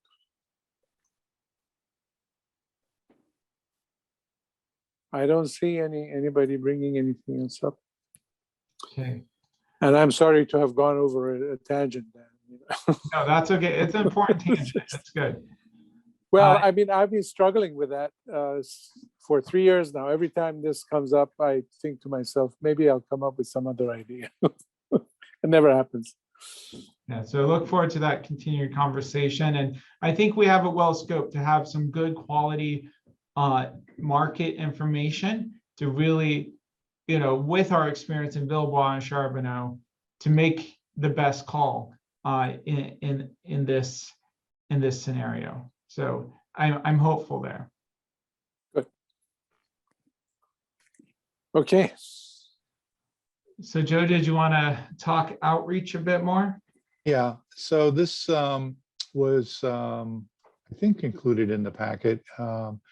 It is the basic structure of the responsibilities, Planning Commission serving as the advisory committee, the steering committee for the team.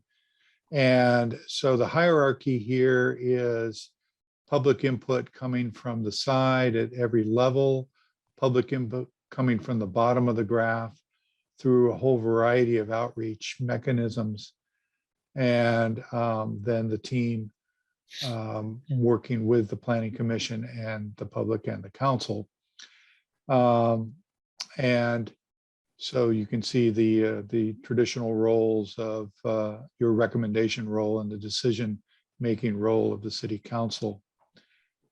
So that's outreach in a nutshell. We have some more detailing to do about how many meetings and with whom, but we started off with the 3 listening sessions that I mentioned, and Let's Talk Wilsonville is up and running already as an information source for everybody.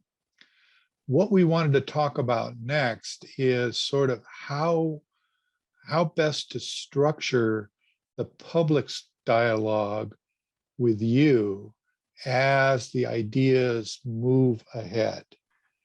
Dan, do you want me to keep going on these options, or do you want to pick up? Yeah, I just add, I mean, you've done a lot of CC, many of you have, I mean, Commissioner Greenfield and others that have been on for a while have done a number of efforts through the CCI. And recently with middle housing, we did a virtual listening session and discussion through the CCI. So I think it's important and, happy to understand the commission's thoughts on this, to have those conversations with the public as the commission through this process. And with a fairly condensed timeline, wanted to really bring it out and discuss with you what are the options, potential options, and what you prefer. And besides the timing, both the timing, but also there's the Zoom format discussion like we did for middle housing.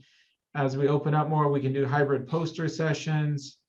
There's also more traditional testimony style in person where people can either get online on Zoom or come in person to city council chambers and offer testimony in a more traditional manner, or other ideas.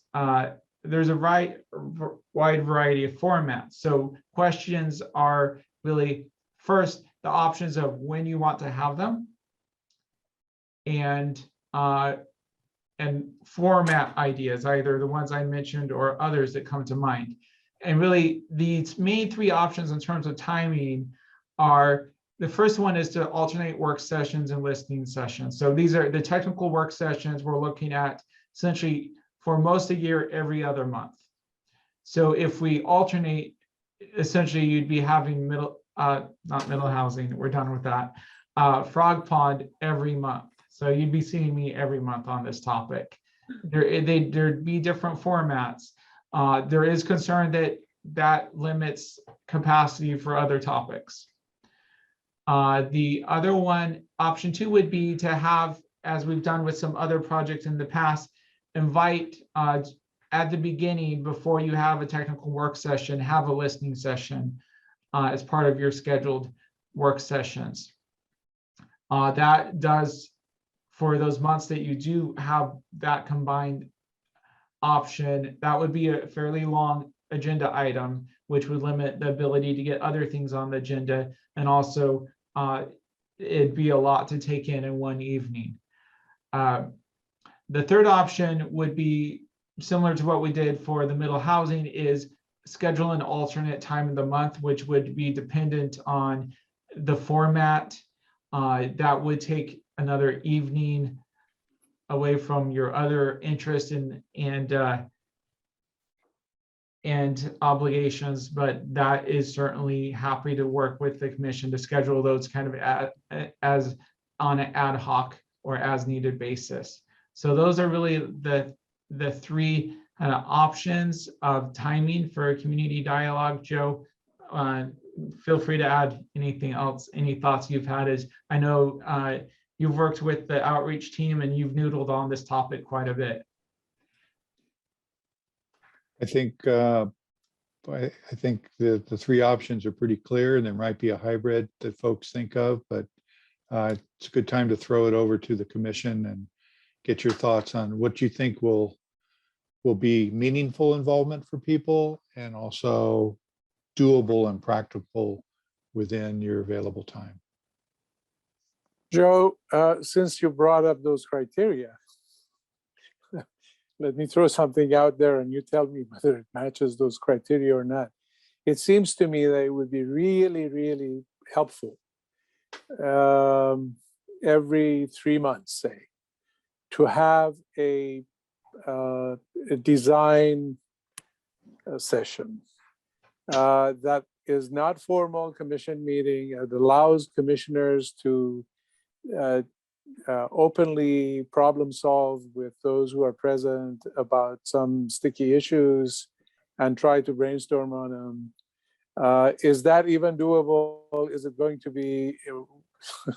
I would understand if you say we shouldn't go there. You know, I'm just feeling like that is going to be more meaningful than a listening session, which by definition means we're sitting behind the dais and people come talk to us and we listen politely and maybe ask a couple of questions. There is no back and forth there. We're not really problem solving. And it seems to me that we need a little bit of that in designing this new neighborhood. Now, I also want to bring up to Dan that Commissioner Wood sent you a couple of ideas on this as well. You wanted to get the diversity and inclusion. Yeah. Okay. So, but first, the point that I made, Joe, what do you think about that? One, it clearly is meaningful for and collaborative, so good. There are a couple parts of the work plan itself that lend themselves to a design-oriented meeting format. The sub-district alternatives, where we're laying out different options for how housing might be arranged, is one. The public realm proposals is another. So I could see two areas where a design-oriented meeting format would work. I think Dan and I need to go back and think about, budget and scope and all that sort of thing. But let's just come at it from the point of view of what is good process and good product. I'm supportive of the idea, and it sounds very useful. One other thing comes to mind is that our infrastructure funding work is a little bit more focused on particular stakeholders. And some of that discussion occurs offline from Planning Commission, and then we could bring all the parties to Planning Commission to talk about what ideas that are being generated. So it's a very specialized topic. Okay.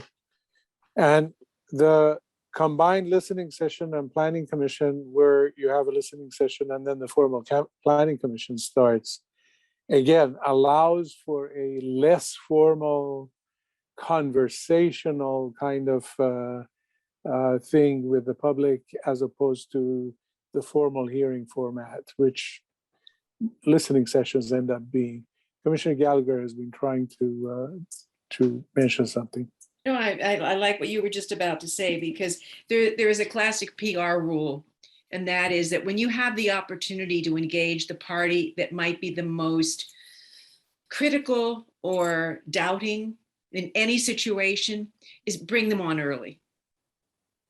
Because one of the things that I think we all experienced, even with what we were doing with Frog Pond West, was there were a lot of people that felt that, you know, we were making a lot of decisions behind closed doors, and then we were saying, well, what do you think? Rather than making them feel that we really wanted to know as we moved along that they were part of what was happening. So it's just a premise, but I think we could do better with that. Well, I appreciate that. Although my reason for this was not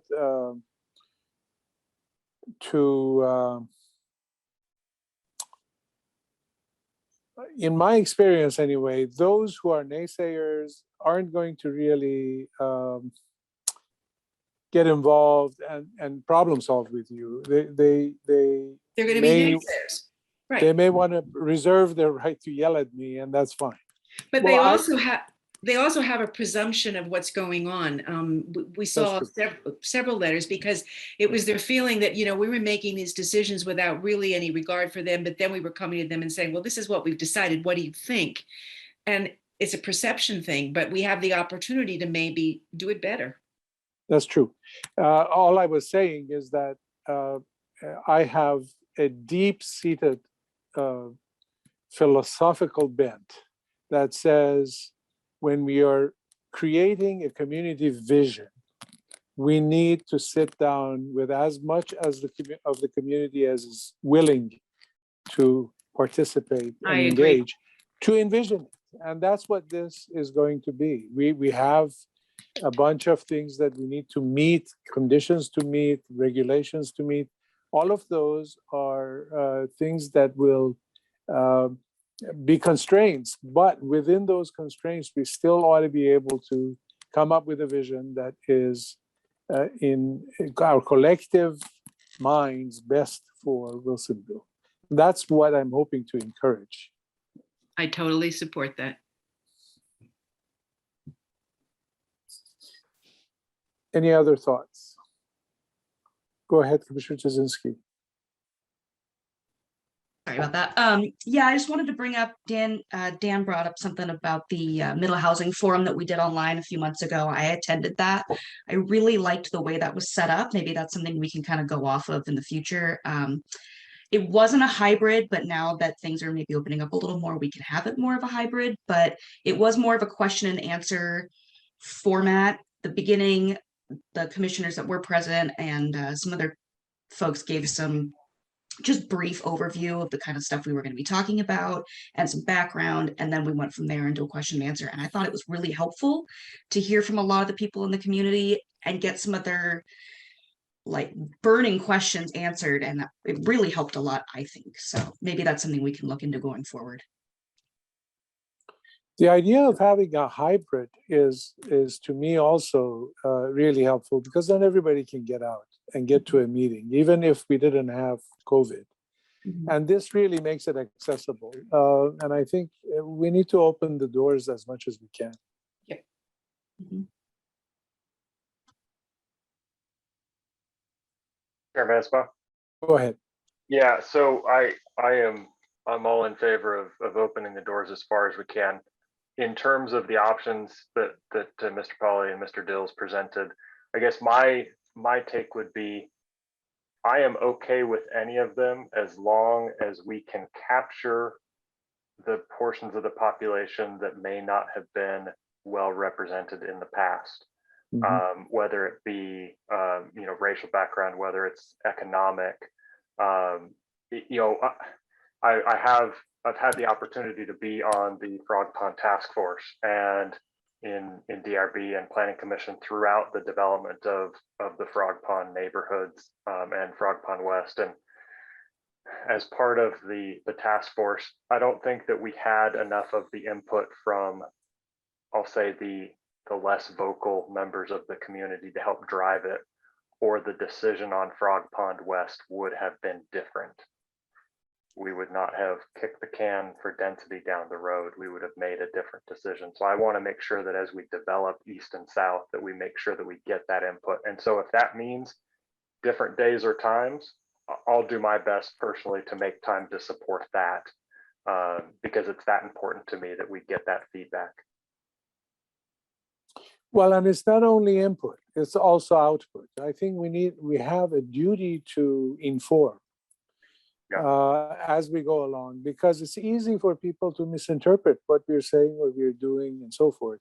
And information needs to be pushed out so that people get it, and people who would normally not necessarily know where to get it or how to get it. So, I mean, we now have perfected the city's information pushing apparatus to a new level that allows, listen Wilsonville, or hear whatever the name we have put on it. I forget all of this. Let's talk about Let's talk about Wilsonville. That and other things like pamphlets and newsletters and so forth. But Commissioner Woods had suggested that we involve the Equity and Inclusion Committee as well. Now, that has come up a couple of times already in some of the commission's undertakings that I have thought of, that, it would be good to start partnering. I don't know how ready they are to help us reach those members of the community who would normally not be involved, for example. And I think that's, from what I understood, that's what Commissioner Woods was hoping to get out of that. So Dan, what was your thought about that? Yeah, so, and Miranda, feel free to add here, but I mean, certainly even thinking about middle housing is partially, we want to let them set their own agenda to some level. So, saying we need this by this date, I don't know that it's quite there yet. But I think there's certainly some engagement we want to do with them. I think we're still exploring how best to do that based on what they have on their agenda and what their interests are. Certainly housing is a big interest item. And so it's on our radar to engage them. And we agree with Commissioner Woods' notion that he put in his email. So I appreciate him sending the email, even though he wasn't able to be here. Miranda has been working more with the DEI, so I'll give it to her to add some input here. Well, before Miranda puts a spin on that, I want to make sure I'm not misunderstood. I'm not trying to tell that commission what to do. I'm just hoping that we can invite them, if they're interested, to collaborate and be part of this process. Certainly, I think one way is to invite them to, and as a number of them attended our last middle housing community event, and inviting them to these events as even a basic step. But they're interested. We just want to be sensitive and engage them in a way that it fully takes in their input of how to be engaged and their work program. So if you want me to send them invitation cards, you need to let me know. Go ahead. Chair Mesbah, I was just going to say thank you for articulating that probably in a way better than I would this evening, in terms of inviting that committee in to participate and really allowing them to frame the level of interest and impact they would like to have in this area. That is definitely at the forefront of staff's mind.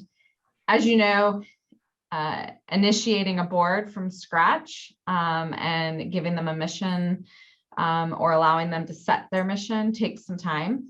So the committee is still, they're hitting the ground running, but they still have a lot of kind of setup of how they're going to do business, how they're going to operate, what their key objectives are, just kind of getting to know one another and setting the framework for their charge. So they're still in that process. That was the focus still of some of their discussion last night. We will have the added challenge of their meeting always being the night before Planning Commission. And so anytime that we do maybe have conversation with them in the framework of their meeting, there will be probably a month delay and then circling back with you all. A one-day turnaround will be tight. But the staff's plan for that committee is probably in either November or December, is to have departments going in front of them to start giving that group a sense of the different things that each of our departments does and what we're working on. I have put a note to get planning in front of them sooner rather than later, because we have a great portfolio of work and a lot of opportunity for them to be engaged in the pieces that they want to be engaged in. So it would begin with an introduction, probably by Daniel and myself, of here is the planning division of the city of Wilsonville and what we do and what we're currently working on that we see as potential areas of interest and influence for this committee. And then hearing from them what they are interested in and where they see that they could add value in our projects and in our work program. And then having an opportunity to hopefully come back to them, whether it be in the full board committee format or whether they decide to have small working groups that work on different topics. That will we will find out more. So it's tough at this point for us to set a very clear work program timeline on exactly how we're engaging them and when, but we do hope to have more of that fleshed out by the end of the year in understanding kind of that process and that timeline. And maybe their meeting being a day before ours is not that bad, because then they can come to our meeting and tell us what to do. Well, yeah, maybe they have someone who would be happy to provide kind of that dual role or that coordination role. I will say that we have already started inviting them to things, as Dan mentioned, and we will continue to do that so that any of them who are interested in the specific topics that we're dealing with will continue to be aware of them and be engaged in them even before the committee has more of a formal role in the work that we do. Good. Any other thoughts? Very good. Thank you. So in summary, kind of what I'm hearing in terms of the options is make it work around the schedule the best we can and be flexible. And we can do one or more, just as depending on what else the commission has on their work program. So appreciate the flexibility. Dan, can I add a few other summary points? Yeah. Maybe just to make sure that we are hearing kind of the key points. There really isn't a single option here that floated to the top. Rather, you, through discussion, identified some hybrid ideas, the components of which would include the following: a collaborative problem-solving component of some sort. Secondly, a community discussion type of component, like the CCI forum we did for middle housing was expressed as being comfortable and helpful. Third would be, as we've stated so far, outreach to those not normally involved. And we know we're going to do focus groups, but find a way to invite the DEI commission into the process within the bookends that we have to work within there for them. And that different days and times are okay if we need to use them to make that all work. Okay. Thanks, Joe. If we got the pieces, then we'll go back and work on the calendar and the organization of it. Yeah. I need to also come out clean. After the town center plan was done, I congratulated Miranda. And I said, now that we've done this, we should do all of our planning this way.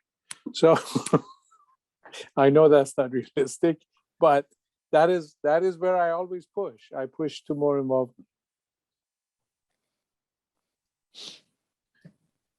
Great, thank you. Here we have one last slide here, which Joe, do you want to start us out here? Yeah, this is a visioning question here for you, and I'll state it and then turn it over to the commission for discussion.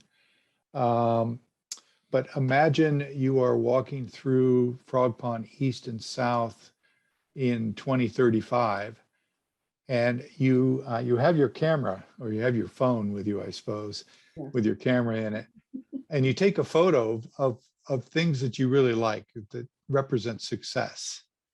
So what do you see in that photo? What kind of housing? What are the key public realm design features?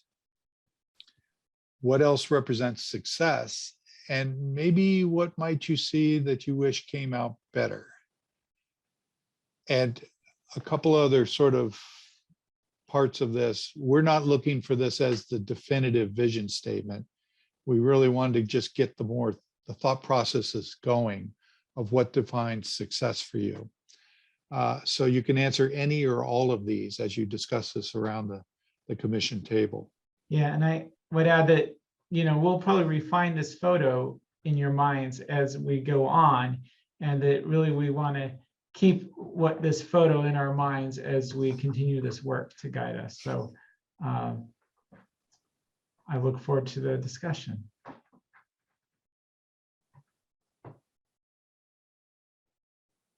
Who wants to start?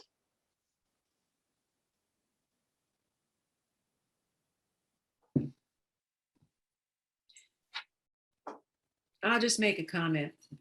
Go ahead. For me, with a vision question, which I've done a lot with my clients, it's not just what I see, it's how I feel. When I walk down a street, what does it feel like? That, to me, that's just as important as the specifics of the eaves or the colors or the design. What is the neighborhood like? Commissioner, if I may, go ahead and build on that. What do you, if you're Well, in this time frame, what do you feel? Well, I'd like to think that by that point, it's a settled community. It's peaceful. It's safe. It's aesthetically pleasing. There's a sense of serenity, or again, peacefulness. It's treed. They're beautiful trees. The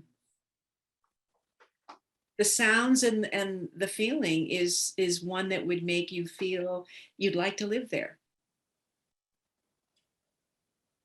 I'd add another one, which is that it's active. Well, but it's lived in, yeah. A lot of stuff is going on, and there are people out and about, and and there are sounds. And it's vibrant. Mm-hmm. And when we talk about the people, any particular people that you see? Diverse. Young and old. Everything. Families. Dogs. All kinds of people. Yes. What I think of also is what I don't see. And I don't see cars and, a huge density of cars or trash cans, or just things that are visually unappealing. Exactly.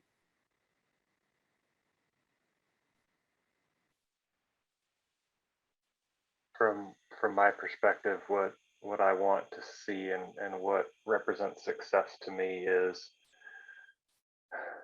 a neighborhood that feels welcoming to everybody and is I think, as the commissioners have said, is serving a diverse population, but doesn't look any different than the rest of the neighborhoods in Wilsonville in terms of its quality and its aesthetics.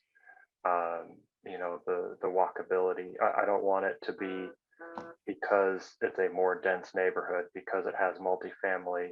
It shouldn't mean that it looks worse or that it's less functional. It should be indistinguishable from another neighborhood. Yeah.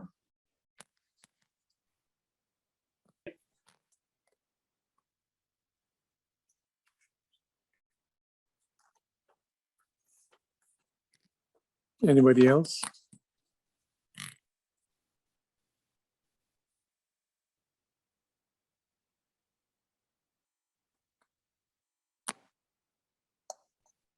I think most of what I heard is what I was feeling.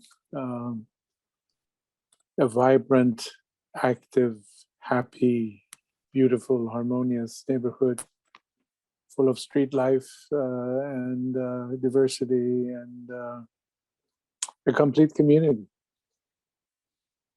So it's a feel. Harmonious.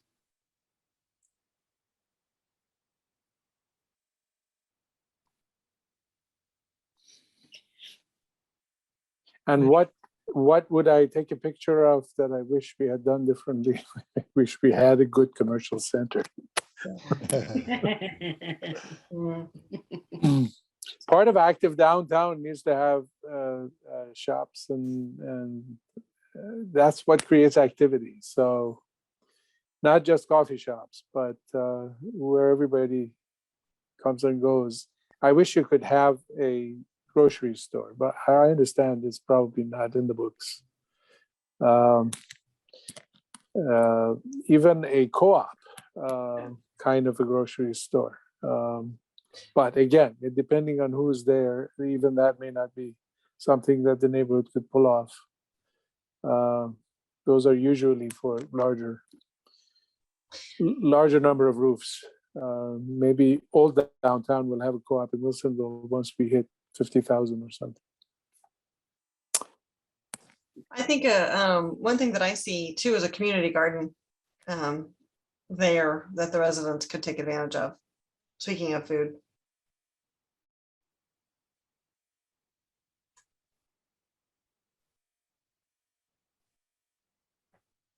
There's something for the easement. That's Yes. a great idea. Yeah, That's a great idea. That's your farm where you can have your own plot to plant. yeah. Is that high tension wire easement or what kind of easement is that? Power line easement, I think Yeah. is what, yeah. Bonneville Power So- Administration. So that nice buzz will get your tomatoes really juicy and Yeah, sure. fat. That actually can be Frank- mitigated. And cancer. Frankenstein. Just joke. Jurassic. All right. If nothing else, Chair, I just wanted to mention that we're having a similar but shorter work session with council next week. We're going to continue to work on other targeted listening outreach, kind of kickoff outreach for folks that are in groups that weren't represented in the outreach we've done so far, and continue just ramping up our creativity in the outreach. And then you guys will get a reprieve from my face in November. I will not be at Planning Commission in November, I promise. And then we'll next see you at our next work session in December, which will focus on housing. I'll believe Dan, it it's when I not- don't see you, Dan. I won't It's believe not it your until then. face. We will miss your face. Is that a threat or a promise? We're just trying to keep the topics all mixed up. 10 meetings of just middle housing gets monotonous. We'll miss you next time, Dan. All right, well, I'll miss you all. I'll see you in December. Okay, thank you. If we don't cancel December, right? December is usually iffy, or are we having a public hearing in December? I should look at my PC work program before I say that, right? Thank you. Thank you, Joe. Thank you, Dan. Okay, thank you. So you all got the city council action minutes. Are there any questions for staff on that? Any item you saw that puzzled you? If not, the next thing that was also included, the last thing that was included is the work program. You have a hearing at the next meeting on the urban forestry. And where is that thing?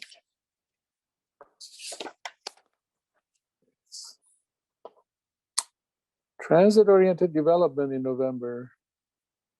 And airport related, this is the first time. We're going to go airport planning now. Is this just an update, or are we getting, is this really work session, Miranda? Yeah, it will be a work session item. Most cities who either have an airport in their city or are adjacent to an airport have elements in their comprehensive plan about that airport and coordination with that entity, about the potential impacts and areas of influence or areas of coordination for that community. That's something historically that the city of Wilsonville has not had in its comprehensive plan, but we have intended to have, given the proximity of it to our residents and our community. And so this is essentially a scope of work. We've brought in a consultant who's done airport planning type of work with cities before to help us work with stakeholders and the Planning Commission, the City Council on setting forward some policy objectives for the comprehensive plan around the Aurora Airport and how, as a city, we want to be at that table or coordinate with the partners at the airport on ensuring that impacts to the city of Wilsonville are considered and minimized. We will likely also integrate probably an area of special concern related to that. Those of you who are familiar to our comprehensive plan, we have those where we want to just denote really kind of specific items of consideration when we do planning there or when specific planning occurs. And so this helps us to have a seat at the table when the airport does do updates to master planning and other things like that, because we're in an area of impact or a neighboring community with items within the comprehensive plan that relate to that facility.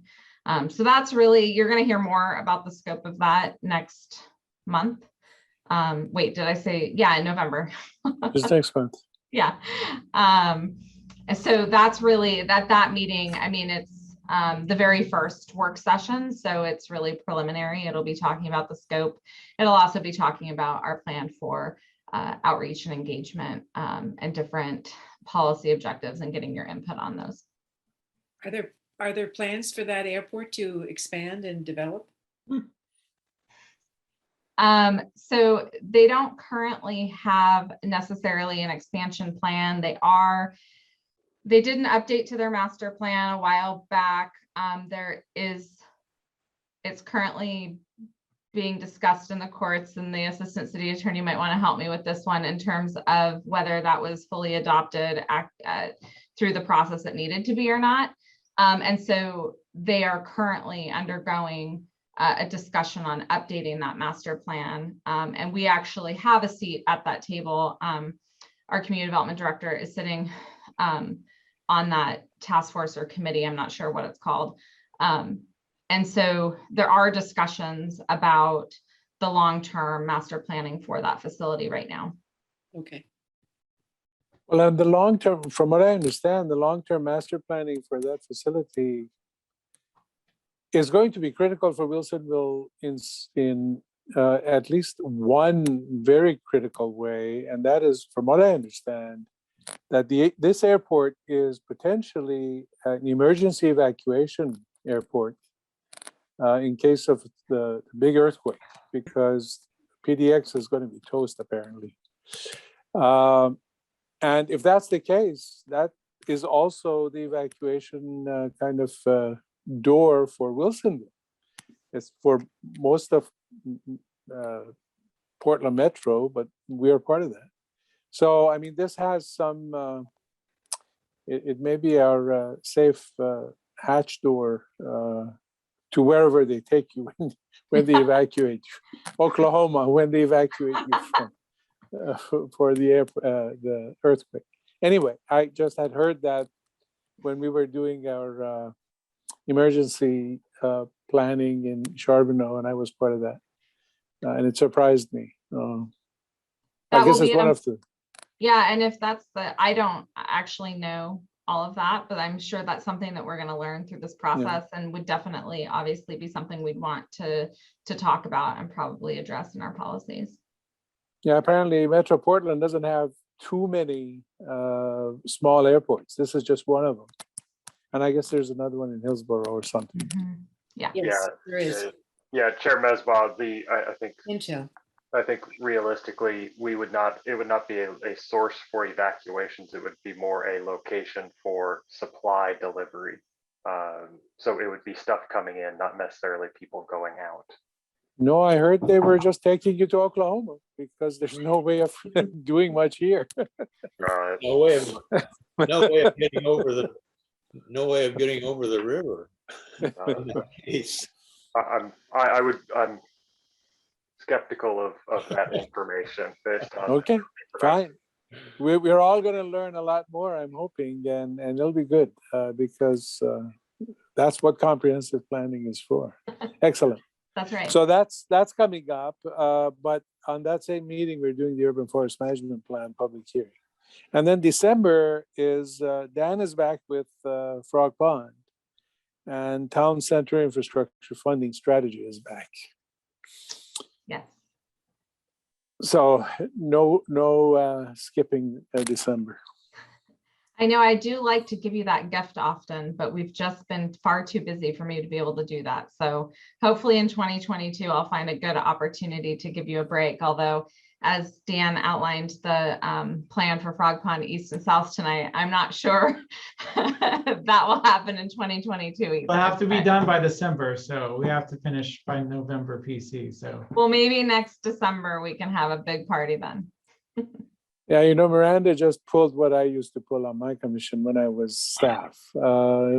She says this is a time off for you. It was really a time off for staff to come up for air. That's right. Preparing for meetings once a month, month after month after month, and all these updates gets to you. I mean, a lot of work goes on in between meetings. So when we are not having a meeting, it gives them a chance to catch up. But we'll take the onus on ourselves. That's all right. We'll be off. That's good.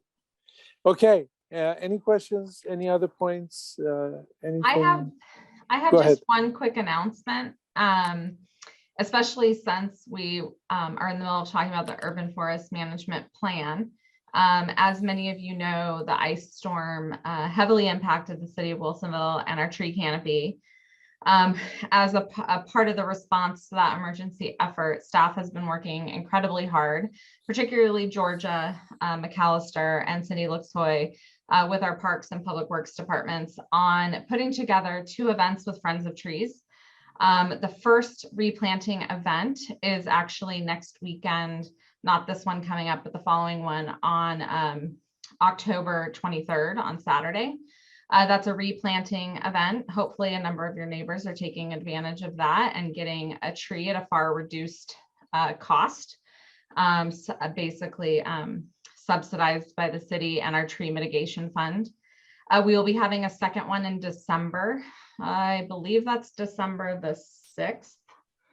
I can make sure I email you the accurate date. But Friends of Trees is still looking for volunteers. So if you have time and ability next Saturday and are interested in coming out and helping to plant trees in our city, you can go to the Friends of Trees website and sign up to volunteer. So again, you are volunteers who volunteer a lot of your time already in this community, so no need to. But if you know folks who are looking for volunteer opportunities, please spread the word. We'd love to see you folks out there. I'll be in Sacramento, unfortunately. You might get more sunshine. Yeah. That's all I had. Thank you. Thank you very much. Well, unless there's anything else by any other commissioners, we are ready for adjournment. I'll move that we adjourn. And I second it. Thank you very much. You can do so by pushing the button that says leave. See you all next month. Good night, y'all. Good night, y'all.